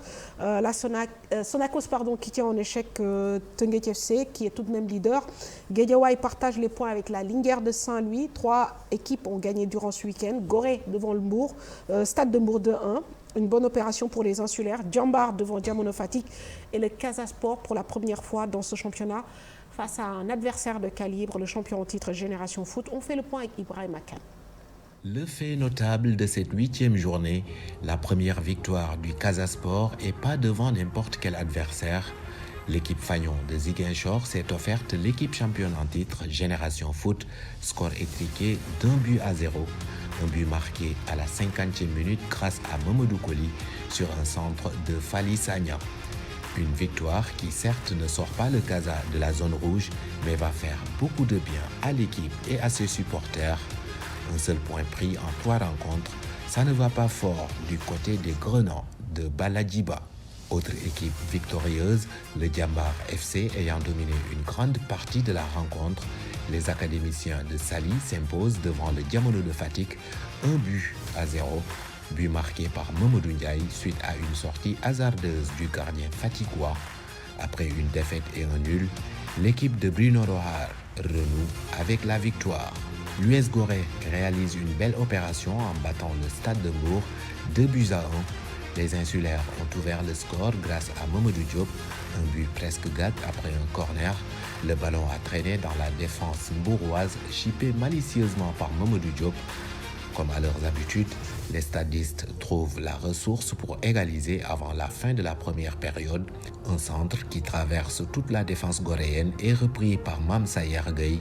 Les Goréens vont faire la différence en début de seconde période. Mamadou Diop fait le doublé sur un excellent centre de Ndoye. Une action bien amenée par l'équipe goréenne. Score final 2-1.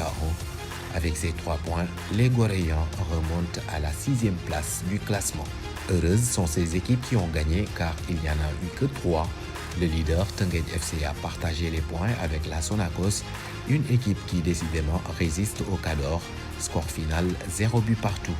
Le Guédiawaye FC, malgré le départ de Mbaye Badji, absent du banc des Crabes ce dimanche, continue d'être dans le dur et concède encore un nul devant la Linguère de Saint-Louis, 0 but partout.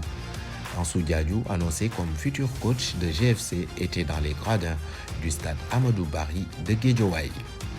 4e match nul de suite pour le Dakar Sacré-Cœur, 1 but partout devant l'US Ouakam.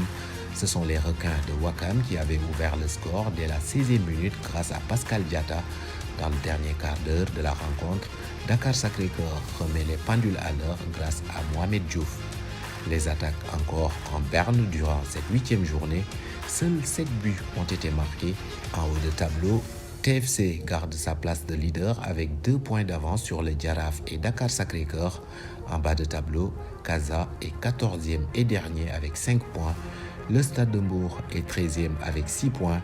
GF est 12e avec 8 points. Voilà. Bon, les classements avec quand même, l'AS Pikine est plutôt pas mal, hein, 4e. Donc, on sait que cette année, je pense que l'objectif, c'est un maintien paisible. C'est ce que m'a dit le coach Joseph Senghor. Un maintien paisible. Et si on a la possibilité de prendre des coups... Il faut que je me tire les oreilles. Hein. Mais on en reparle à la fin de l'émission. On va parler maintenant de l'équipe nationale de beach soccer qui est en Iran depuis vendredi dernier. Alors, bien sûr, cette équipe, elle est en préparation depuis plusieurs mois et elle doit disputer des matchs amicaux, certainement pour faire les derniers réglages. On rappelle que le Sénégal est logé dans le groupe C en compagnie de la Biélorussie, du Japon et de la Colombie, donc pour une Coupe du Monde prévue du 15 au 25 février 2024. On fait le point avec Cheikh Sadibou Diarra. À 2 mois de la Coupe du Monde de beach soccer à Dubaï, l'équipe nationale du Sénégal entre dans la ligne droite de sa préparation. Le démarrage d'une série de rencontres amicales face à l'Iran entre ce 15 et le 23 décembre prochain. Iran et Russie, c'est les meilleures équipes du monde. Donc, on va jouer avec eux en Iran. On va partir en Iran le 15. On va commencer les matchs à partir du 20. Donc, on va jouer 3 matchs avec eux. Au moins, ces 3 matchs, ça va nous permettre de voir ce qu'on a. Qu'est-ce qui est important, c'est de jouer ce match et mettre notre système et mettre notre tactique pour voir est-ce que ça va marcher. Et c'est la chose qui est plus important. Ambitieux, le Sénégal champion d'Afrique en titre vise le sacre mondial. Pour atteindre son objectif, il affûte ses armes depuis plus de 5 mois. Une longue préparation très utile. Donc il nous reste mois de décembre et janvier. Et je pense qu'aujourd'hui, c'est très important. On sait le groupe pratiquement. Je ne peux pas donner les 12, mais j'ai apprécié que je connais les 12 pour l'instant, mais je ne peux pas dire ça pour le moment. Donc maintenant, ce qui est plus important, on a des matchs de préparation. L'équipe nationale de beach soccer 10e au classement mondial compte en son sein 5 joueurs nommés dans le top 100 des Beach Soccer Stars 2023. Mamadou Diallo est aussi nommé dans la liste des 40 sélectionneurs en lice pour cette cérémonie dont la date et le lieu ne sont pas encore communiqués. Merci cher Sadibou. On enchaîne avec l'association sénégalaise des managers du sport dirigée par Samsidine Diatta qui a organisé samedi un panel sur la gestion des infrastructures sportives. Quel modèle pour le Sénégal? Un vaste thème, hein, président Seydou, président Mamadou. Et donc, oui. Mais bon, les infrastructures aussi, la gestion des stades, etc. Et nous allons d'ailleurs écouter à ce propos différents panélistes qui donnent leurs idées, en tout cas, voilà, leur levier. Dans cet élément, c'est parti. Nous avons sollicité de revoir la classification et d'intégrer certaines en dehors des infrastructures nationales, parce qu'il y a l'arrêté date de 97 de la classification. Entre-temps, il y a beaucoup d'infrastructures qui ont été construites ou réhabilitées. mise à niveau. Doter les infrastructures, toutes les infrastructures d'un budget de fonctionnement. Aujourd'hui, seules les infrastructures de niveau national ont un budget de fonctionnement. Tous les autres stades n'en ont pas. Donc il faut le voir. La mise en place d'un programme de mise aux normes des stades régionaux, ça c'était une sollicitation du chef de l'État. Mettre en place un programme de construction palais de sport, j'en ai parlé, parce que ça c'est des propositions qui ont été faites aussi au président de la République qui avait en tout cas donné un avis favorable sur voilà. La mise en place d'un cadre de concertation permanent, ça c'est important, autour du ministère des Sports et regroupant le mouvement sportif, les collectivités territoriales et le secteur privé. Parce qu'aujourd'hui, il n'y a pas on sent que il n'y a pas une certaine cohérence dans les interventions. Moi, j'ai été directeur des infrastructures pendant 8 ans. Mais des fois, je me lève, je regarde dans le journal, on a construit un stade quelque part. Est-ce que vous pensez que le ministère de la Santé peut se réveiller, on lui dit, on a construit un hôpital quelque part. Ou bien le ministère votre ministère là, de l'enseignement supérieur, on a construit une université quelque part. Voilà. Donc, c'est ça que j'appelle la mise en cohérence vraiment des interventions. Le directeur des infrastructures l'a abordé, c'est surtout la question de la cohérence de la construction des infrastructures. Je pense aussi, on ne peut pas vouloir une chose et son contraire. Quand vous construisez des infrastructures, il y a des compétences transférées au niveau de l'acte 1, l'acte 2, mais l'acte 1 et l'acte 2 ont montré des faiblesses dans la gestion des infrastructures, d'où la nécessité de l'État de revenir sur la classification de certains stades. Aujourd'hui, si l'on se réfère au stade de Dior, on ne sait pas si le stade de Dior est un stade départemental ou bien c'est un stade national. Il y a un problème de requalification. Et ce problème de requalification rejaillit sur la gestion d'une infrastructure. Et souvent, les gens ont tendance, quand on parle de gestion des infrastructures, les gens ont tendance à penser que c'est par rapport à une régie. Moi, je pense qu'il faudrait tout simplement pas penser à la régie financière. Mais aujourd'hui, les infrastructures sportives partout dans le monde, ce sont des centres d'affaires. La FIFA, elle possède un guide pour la construction des stades, pour avoir les besoins minimaux pour pouvoir organiser une telle compétition, un grand événement sportif. Donc aujourd'hui, le but d'avoir de tous ces cahiers de charges, parce qu'on va tout à l'heure parler des cas réels en Afrique, mais le problème, plusieurs fois, on a des contracteurs, ils construisent les stades, mais ils ne savent pas les techniques et le besoin de la compétition. Donc cela retourne au point du planning. Donc aujourd'hui, si on n'a pas le bon planning, on n'a pas des objectifs clairs, on ne pourra pas aller au besoin final, au résultat final qu'on souhaite avoir. Malheureusement, plusieurs situations, on a vu partout dans le continent, des stades, ils sont construits. Mais quand on arrive pour organiser une compétition, on trouve que les stades n'est pas aux normes.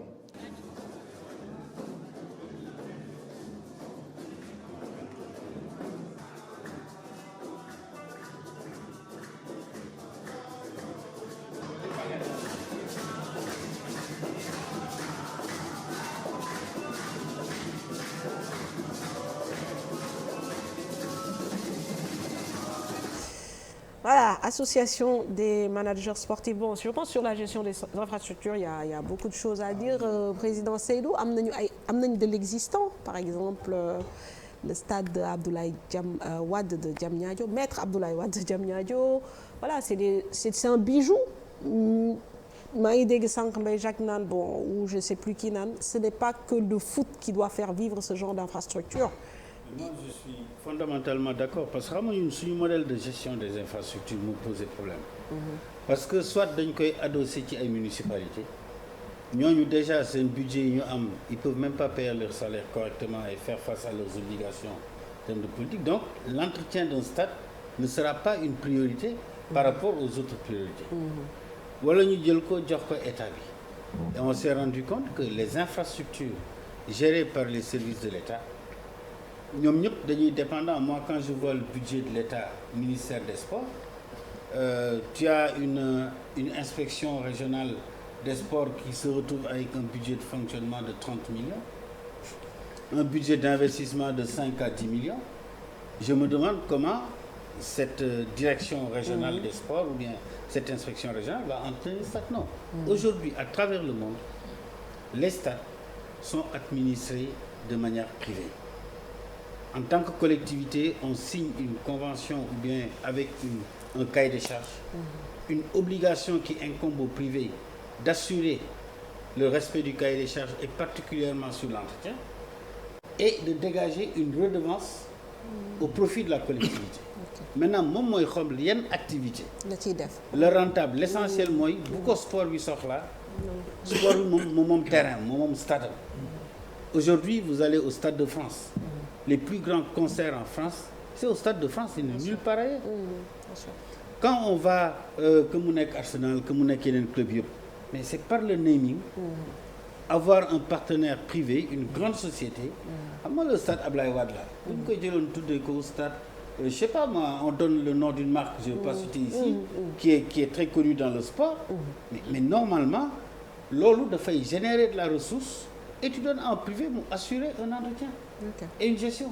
Mais si on veut donner aux structures publiques, les structures publiques n'auront jamais les ressources nécessaires pour pouvoir le faire. Mais le stade Léopold Sédar Senghor en est le parfait exemple. Mais oui. Soo xoolaan budget. C'est rien du tout. Stade mais attends. Sur l'année mais sur l'année c'est nga bëgg a entretenir stade boobu yëpp. C'est-à-dire qu'il y a un problème. C'est-à-dire qu'il faut qu'on réfléchisse mieux sur le développement de notre sport au Sénégal, mieux. Parce que c'est important. Aujourd'hui, on te parle de partenariat partout dans le monde. Mais ici, on se focalise sur ay stade communal, stade fédéral, stade national, stade quoi? Un stade, c'est un stade. Et tu cherches à rentabiliser le stade, l'investissement. Et c'est ça aujourd'hui. Quand tu vois l'état de nos stades, mais ça pose problème. Tu te dis comment on fait, nous, aujourd'hui, au Sénégal, pour avoir d'aussi bons résultats. Mais d'ailleurs, et même Mamadou, l'initiative qu'il prend sur Pikine, avec les supporters qui sont là-bas. Mais moi, j'estime que sur Pikine, le stade géré de manière privée, en parfaite intelligence avec le club, c'est aussi un mode de financement du club et de financement du sport. Parce que le stade va générer de la ressource. Tout à fait. Mais si on laisse le stade comme ça, mais ce stade, par contre, à ce niveau-là, il a besoin d'être amélioré. C'est-à-dire, voilà, peut-être par rapport aux ambitions de l'AS Pikine, à un moment donné, si vous grandissez et que vous devenez une équipe qui gagne incontournable, il y aura encore plus de mouvements, de supporters. J'espère que d'ici là, dinañ am académie et que voilà, on aura peut-être beneen pelouse boo xamante ni dina mën a accueillir ay compétitions. Mais peut-être pour rebondir si li talent, aujourd'hui Sénégal am na infrastructure de qualité. Soo jëlee stade Abdoulaye Wade par exemple, parce que moom nga ubbee ci sa question. Mais surtout compétition internationale équipe A bi di jouer pratiquement kenn du ko utiliser. Or aujourd'hui on a un problème réel ci stade donc yenn match yi au moins waroon nañu di ko mën a organiser foofu. On l'a fait l'année dernière. Félicite Lat Diop qui a eu l'initiative. ñu defandoo ko jouer fa Guédiawaye Pikine. Et ça a été une très grande réussite. Vraiment autorité yi aussi jàpp ci. Et je pense que certaines affiches waroon nañu mën aussi di def loolu pour stade bi mën a dund am ay recettes yu muy générer mais aussi xëy na am yeneen activités yoo xamante ne ci dina fa am ay conférences yi bon ce je pense que loolu moom mooy rôle mais je pense que pour ñu financer ko il faut vraiment articulation déjà rien que le stade aujourd'hui quand tu regardes le stade l'état de la pelouse tey ça pose problème parce que stade bi terrain bi hybride la mais boobu sax non si parce que amul tax pelouse sax moo gën a jafe yomb mais hybride mais terrain Cheikh Tidiane FIFA muy CAF xam nga buy homologué stade ci lan la koy homologué ci pelouse loolu mooy homologation bu njëkk bi critère numéro 1 pelouse dañ lay wax ndax pelouse yi baax na su baaxee ñu soog a xool yeneen yi service annexe yi ñu xool tribune xool par exemple les VIP est-ce que ñoom vestiaires yi après ñëw yooyu la ñuy homologué terrain donc ñun Sénégal loolu il faut ñu bàyyi ci xel parce que le bijou qu'on a aujourd'hui il faut pas qu'on laisse que mu yàqu quoi parce que c'est un problème d'entretien pelouse sax moo gën a yomb defaraat su yàqu parce que mën nga ko teggi tegaat leneen mais kii environnement stade bi bâtiment bi yooyu yëpp suñ ko bàyyee day dem ba yàqu te xoolal man Marius Ndiaye j'ai l'impression que chaque année ñu réflexionné ko. Non, moi aussi, il faut arrêter les réhabilitations. Non, il faut raser. xaalis boobu non mais yàq xaalis la.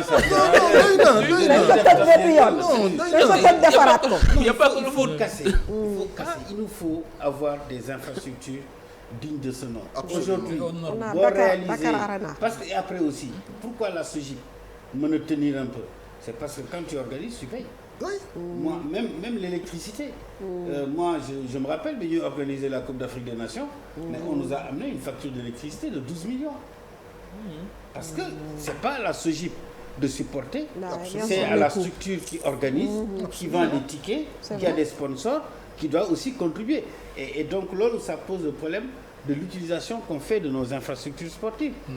Légui da ngay ñëw boy ñëw saal yi fële ay Guédiawaye wala Thiès dañuy def ay gàmmu def ay tànnbéer def ay dans des infrastructures sportives.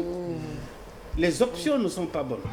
Et je pense que tout procède de la volonté ci ñi koy gérer ñu xam ne dañu war a nekk dans une logique de gestion privée où l'infrastructure doit être bien entretenue pour que discipline principale bi ko war a yor boo demee Pikine muy ASC Pikine bu koy utiliser moom du fay mais keneen ku fa war a ñëw boo fa ñëw da nga ko war a def en lien avec ASC Pikine sur son programme de travail sur son programme de match mais les autres dates qui sont libres mais tu peux louer pour des manifestations que tu maîtrises mais qui peuvent générer de la ressource. De l'argent, bien sûr. Sinon on laisse la mairie ne pourra pas entretenir le stade. Sûr, les services de l'État ne peuvent pas parce que les priorités sont ailleurs et les ressources sont très resserrées.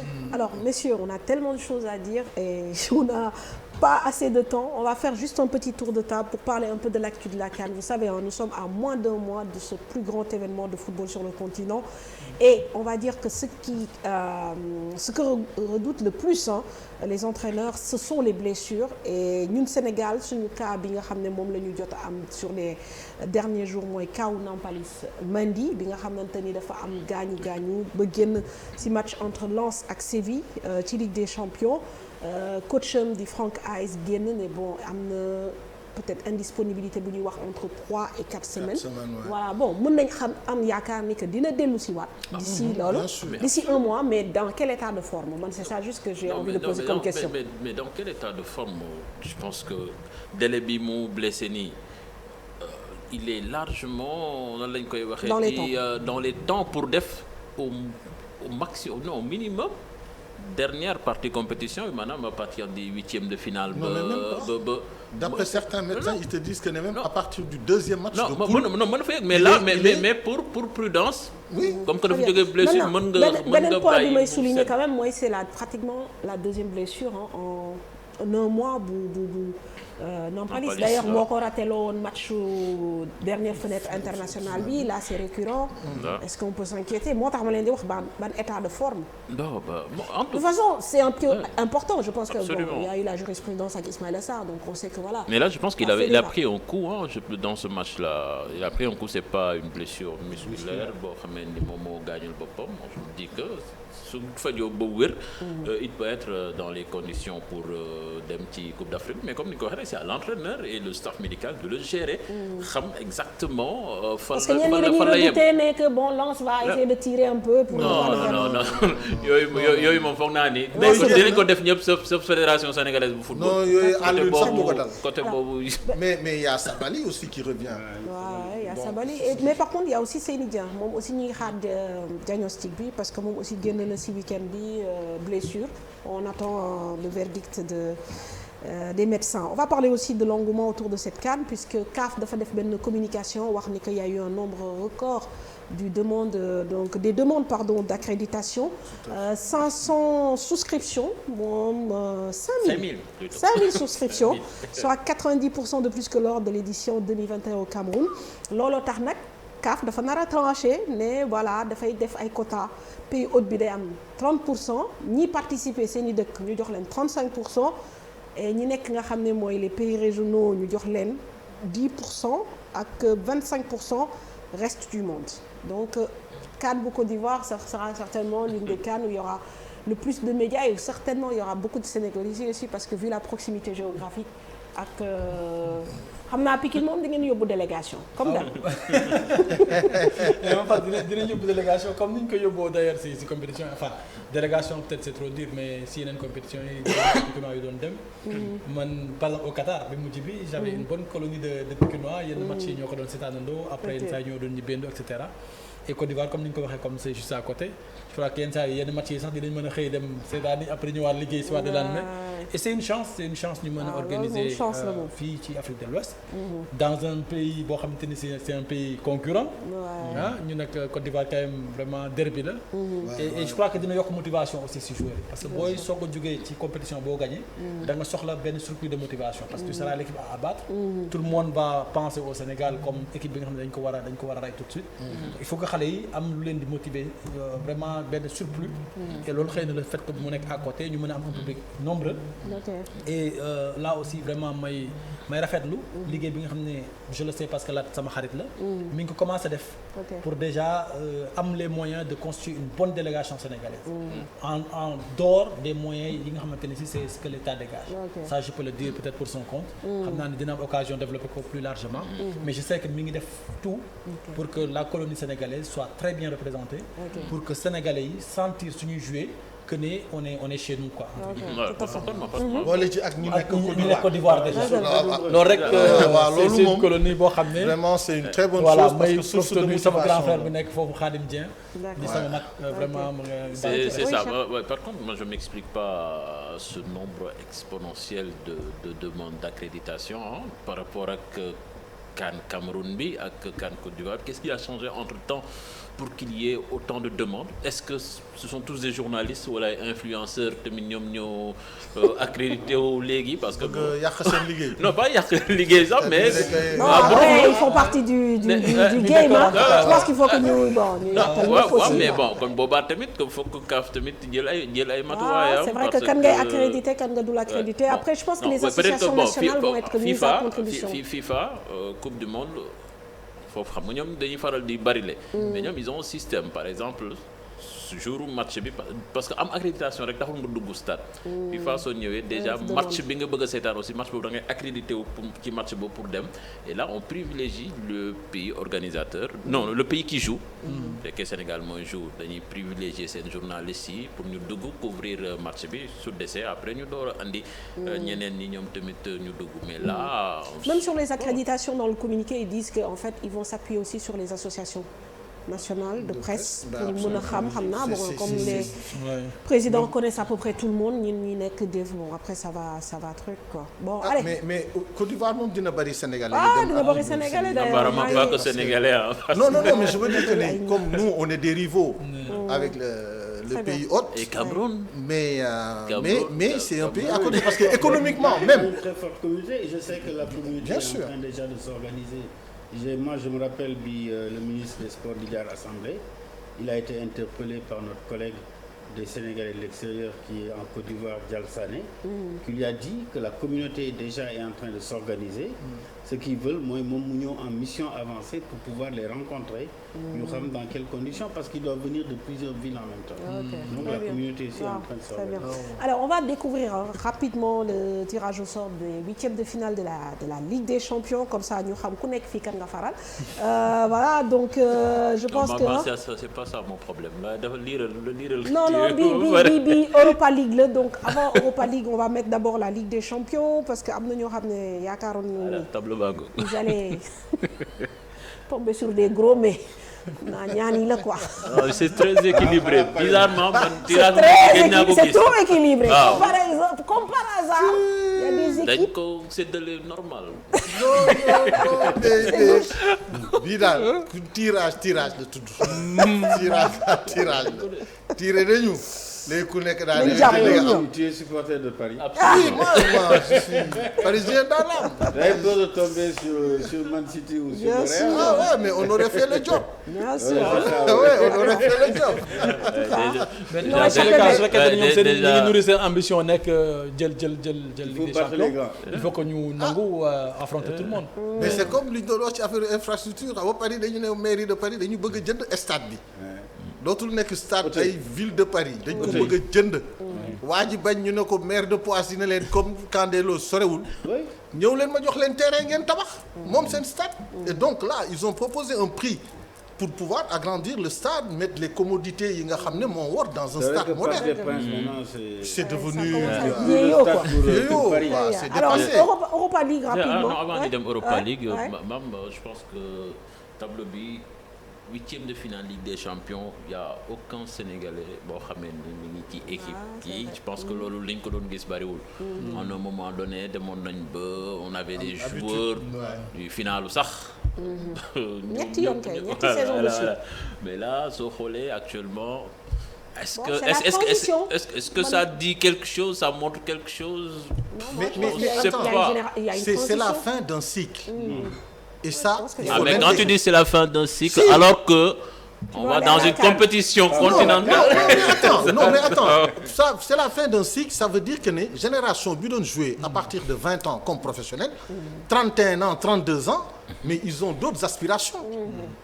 jóge nañ ci léegi te non jeex nañu loolu dafay jeex après da ngay xalaat ne léegi am na yeneen booy yuy pousse ci ginnaaw par exemple tey Tottenham bu fekkoon ne mi ngi joué ci Ligue des Champions di nga fa fekk un Pape Matar di nga fa Chelsea di nga fa fekk benn booy Nicolas Jackson donc c'est normal c'est le cours normal du foot da ngay jékki-jékki am ay ténor ñoom Kalidou ak ñoom kii ñoo ci toll woon pendant des années il était à Naples, il jouait régulièrement. Sadio Mané, pareil.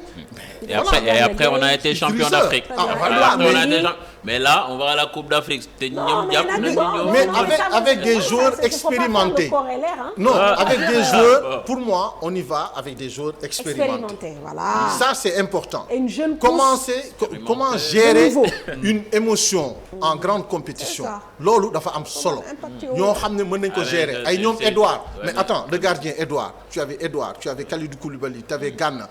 Toute la colonne vertébrale de l'équipe nationale du Sénégal. Quand tu dis maintenant on y va avec l'expérience, je pense que c'est une vision parcellaire. Hein. Non, mais tournoi. D'autres te diront que vous y allez avec des joueurs finis. Non, mais tournoi, ça se gère.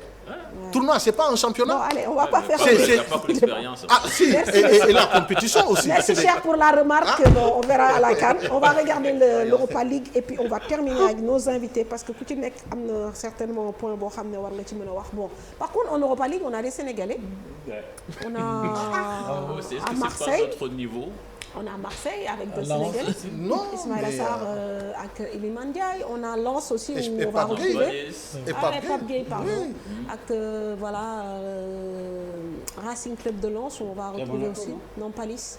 Non, il n'y a pas Monaco. Donc, ñi ñooy dem tirage au sort. Sima. Ah, mais d'ailleurs, ça me permet de faire une précision parce que là, tu me tends la perche parce que semaine dernière, Glasgow Rangers, tu dis non, peut-être c'est une équipe de niveau, mais bon, quand même Glasgow Rangers d'or, Betis de Séville et Sima a marqué. Donc voilà, c'est juste pour remettre les choses dans l'ordre. Donc on a le niveau d'Europa League en équipe nationale. On n'a pas le niveau de la Ligue des Champions, mais Europa League. Mais pour jouer un tournoi en Afrique, c'est toujours bon. C'est pas mauvais. Apparemment, il ne dit pas ce qu'il pense. Non, je veux tout simplement que les gens soient prudents. Non, mais bon, voilà. Mais cher, on va pas manquer d'ambition non plus. On est champion sortant, on va pas manquer d'ambition. On va y aller quand même pour préserver. On va pas vous... Non, mais pas de forte euphorie sur la CAN. Parce qu'il faut aussi prendre la réalité du sport. Hein. Nous avons des joueurs, comme tu as dit, qui sont en fin de cycle, qui en fin de cycle prennent des options plus sportives, mais plutôt économiques. Et donc, qui prennent des options sur les championnats, qui ne sont pas forcément les championnats les plus relevés, avec les niveaux les plus élevés et le rythme le plus élevé. Or, une CAN, c'est des questions de rythme, c'est des questions de trucs. Maintenant, on peut avoir confiance en leur expérience, sur leur capacité à se gérer physiquement en tant qu'athlète de très haut niveau. Je pense que ça peut être une chance. Et je pense que si on arrive maintenant à greffer dans ça une nouvelle génération qui émerge, oui, on peut avoir l'ambition d'aller très loin dans cette compétition, mais il faut qu'on se projette sur l'avenir. Parce que la CAN, c'est dans... La prochaine CAN, c'est dans la preuve, d'ailleurs, on a vu en Coupe du Monde des clubs, hein, l'équipe saoudienne a été sortie par une équipe égyptienne, Al-Ahli. Donc, bon, ça, avec Benzema, comme donc, bon, ça montre que peut-être, effectivement, il y a peut-être des décalages. Mais bon, on va voir tout ça d'ici un mois, Inch'Allah. Alors, on va parler de notre président, peut-être fini d'y aller. On a parlé beaucoup de l'équipe nationale féminine.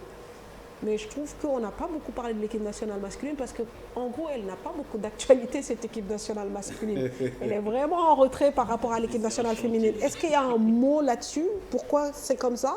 Et aussi sur le mode de financement, parce qu'on voit que vraiment, c'est un problème majeur, c'est un peu ce manque de moyens qui... Voilà. Oui, moi, c'est aussi quelque part des options. Parce que la réalité du handball sur le continent africain, chez les hommes, c'est l'Égypte, c'est la Tunisie, c'est l'Algérie. C'est-à-dire que si tu veux truster avec ces nations-là, il te faut une équipe avec des athlètes de haut niveau. Aujourd'hui, dans les championnats européens que nous connaissons comme ici, nous n'avons pas ces athlètes dans les grands clubs. Avant, on avait Ibou Diaw qui était à Paris, on avait Ibou Sall qui était à Tremblay. C'était des joueurs de très haut niveau. Et d'ailleurs, quand on allait à la CAN en 2012, le Sénégal, avec chez les hommes, était 4e ou 5e de cette CAN, c'est-à-dire la nation au sud du Sahara qui était la mieux classée. Mais c'est toujours le Maghreb chez les hommes. Moi, à un moment, j'ai dit, parce que aussi mobiliser des ressources de l'État, vouloir faire une vitrine, il nous faut gagner, il nous faut être sur le haut niveau. Sur le podium. Et donc j'ai dit, chez les garçons, ça va être très compliqué. D'accord. Essayons d'investir sur la formation. Chez les filles, on avait l'Angola, et derrière l'Angola, les autres nations comme la Tunisie, la RDC, le Cameroun, le Congo, étaient en train de voir des équipes avec des joueuses qui étaient un peu âgées. Et j'ai dit, on mise sur les filles. Et donc, à partir de 2012, du moins à partir de 2014, l'option a été de dire, on mise sur les filles. Pour autant, on a amené en Cannes 2014 les garçons, mais ils ont régressé. Et depuis on a amené les garçons aux Jeux africains. Quand les filles prenaient la médaille de bronze, les garçons sont sortis sans victoire. Ça veut dire qu'à un moment aussi, on ne peut pas jouer sur deux tableaux. Avec les peu de ressources que nous avons dit, il faut travailler à faire un choix. Et le choix a été chez les filles. Et chez les filles, on a progressé. Entre 2014, où elles étaient 5e, 2015, elles prennent la médaille de bronze aux Jeux africains. 2016, c'était la fameuse finale de Luanda qu'on nous a privé de jouer. 2018, on revient en finale à Brazzaville. 2019, on est au championnat du monde. Et donc, 2022, on termine quand même 4e chez nous. 2022, on est 4e chez nous. Bon, on l'a raté de peu. Mais on va au championnat du monde en 2023 et on va au tour. Mais l'objectif maintenant pour les femmes, c'est le titre quand même. Non, l'objectif chez les filles, moi je l'ai annoncé. Aujourd'hui, quand je vois l'Angola, en réalité, c'est dans la tête que les choses se jouent. L'Angola au Tekio à Luanda, il y a un mois, on aurait pu les battre. Parce qu'on a fait un match où on était presque devant assez longtemps. On perd devant l'Angola d'un but. Ici à Dakar, Coupe d'Afrique. On joue l'Angola, on est à égalité. On avait la balle de match à 10 secondes de la fin. Et donc, on rate la balle de match, on termine 21-21, on prend en prolongation. Donc aujourd'hui, c'est plus dans la tête. Pour moi, j'ai dit aux filles, l'Angola n'est pas un obstacle insurmontable. C'est dans la tête. On peut les battre. On a battu toutes les autres nations. Congo, RDC, Cameroun, Tunisie. Aujourd'hui, il nous reste à battre l'Angola. Et je me rappelle en 2018 au championnat du monde. Mais en 2018, à la finale à Brazzaville, mais les gens ont eu chaud parce que le Sénégal est rentré sur le terrain. Sur les 15 premières minutes, on a mené l'Angola de 9 buts à 1.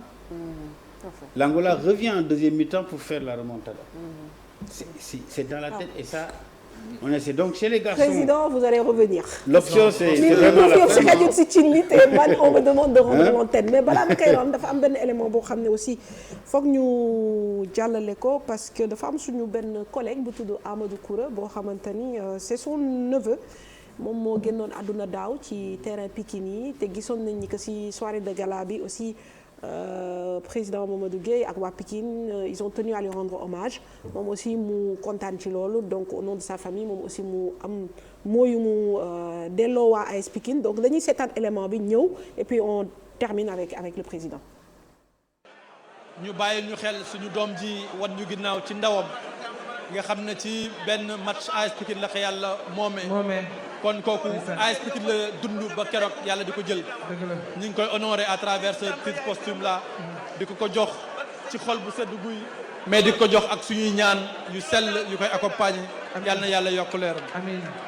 waaw contentement bu baax a baax la ñuy am ci jot si trophée bi waa Pikine décerné suñu doom ji Cheikh Landing Maroon waaw ñu koy ñaanal bu baax a baax aussi di profité ci occasion bu baax di remercier waa Pikine bu baax a baax ak seen comité supporter bi via aussi Mor ñu koy wax Baye Karim bu baax a baax gis nañ seen taxawaay bu baax aussi bu affaire yi amee ci président bi si secrétaire bi si ñi féete ci côté médecine bi wax dëgg docteur Cheikh ñoom ñëpp ñu ngi leen sant bu baax di leen gërëm di aussi day wane ni ñoom aussi fàtte wuñu ki fi jógee le fait ñuy taxawal siège aussi ñu ngi koy rafet bu baax di leen si ñaanal bu baax a baax rek di remercier aussi président bu baax si taxawaayam ci bi affaire yi amee ak ba tey jii nii parce que lii moom day wane wax dëgg ñoom fàtte wuñu ñu ngi leen ci remercier bu baax a baax merci beaucoup. rafet na ñu ngi ñaanal ki génn àdduna yàlla xare ko àjjana mais fi may jeexalee nag parce que président il faut que ma rendre antenne bi xam naa ni sax li bëggoon nga ci wax mais bon lépp rafet na ba pare sa média dafa am doole d'ailleurs ñu ngi profité ci occasion bi remercier club yëpp parce que grâce à ñoom léegi chaque week-end ñun aussi on arrive à montrer toutes les images vraiment ñu ngi remercier mais nga am ay xale yu xarañ foofu tamit mais ñooñu aussi nan nga leen di def pour ñu bañ leen a débaucher parce que dégg naa instant yi bëri nañu ay proposition de ay ñoom caat xam nga caat moom suñu xarit la. waaw caat dafa am talent. waaw ak ki muy àndal aussi kooku aussi il est bien ni nu ma ko nag. waaw et vraiment bàyyi leen ñu tuuti quoi. non mais il faut non mais il faut nga def dara dinañ dem je sais que voilà ils ont le talent pour dem ci yeneen niveau. mais dañuy dund AS Pikine moo tax vraiment seen reportage dafa nekk loo xam ne. Pikinois yi dañ koy yàkkamti man il m'arrive d'être au stade mais di déglu seen reportage parce que vraiment c'est vivant c'est il y a de l'humour c'est percutant et vraiment ma leen di remercier mais aussi la cellule communication de façon générale dirigée par Lamine Gueye ñu ngi koy bi nga remercier xamante ni si vraiment mi ngi def liggéey bu rafet Colos ça c'est un supporter mais de la première heure et puis aussi vraiment il vit la Pikine voilà dans son sens waaw Pikine moom vraiment voilà waaw Colos aussi ñu ngi koy remercier ci taxawaayam vraiment très bien mais non mais Thiat il faut nga defal ko benn kii il y a aussi Chérif Dia, je sais pas. À chaque fois, Chérif émission bi quand Pikine joue, il amène tout le monde. Quand lutteur de Pikine dem ci arène bi. Pikine dañ koy dund quoi. Chérif di ko nuyu au passage. Bon, messieurs vraiment. Pikinois ils vivent leur pikinité comme on dit. Voilà, exactement. fu ñu mënti nekk dañ koy dund quoi. Bon, ça a été un énorme plaisir comme on dit doyaluñu sax mais quand même bon li duuf lépp xajul ci cin li n'est-ce pas li duuf ci nag biir xajul ci cin li. Merci président Seydou, ça a été un énorme plaisir. Vous revenez quand vous voulez. Président Mamadou, merci beaucoup. Talla, merci. Cheikh, merci. Sambou Biagui tamit ñu ngi koy remercier parce que maa ngi koy wax président vraiment c'est mon interlocuteur à chaque fois que ma soxla nit au niveau du handball moom moo ma si jàppale Lamine Gueye aussi Musique FM ñu ngi koy jaajëfal parce que moo facilité aussi ñëw président AS Pikine bon je sais pas si vous avez un dernier mot 2 minutes on va terminer parce que gan yi toujours ñoom la ñuy bàyyi ñu tëj quoi président. mais vous remercier déjà pour wax ne sport dafay soxla lii. ay échanges pluridisciplinaires. Et puis ma may rendre hommage à toute la famille du handball sénégalais. di leen wax ne si on atteint ce niveau-là c'est parce que quelque part aussi on a une fédération assez apaisée. dinay am coow nag ci ay élection bu jotee ak yooyu mais bon moi comme je dis à mes gars on est élus pour travailler pas pour verser dans la polémique.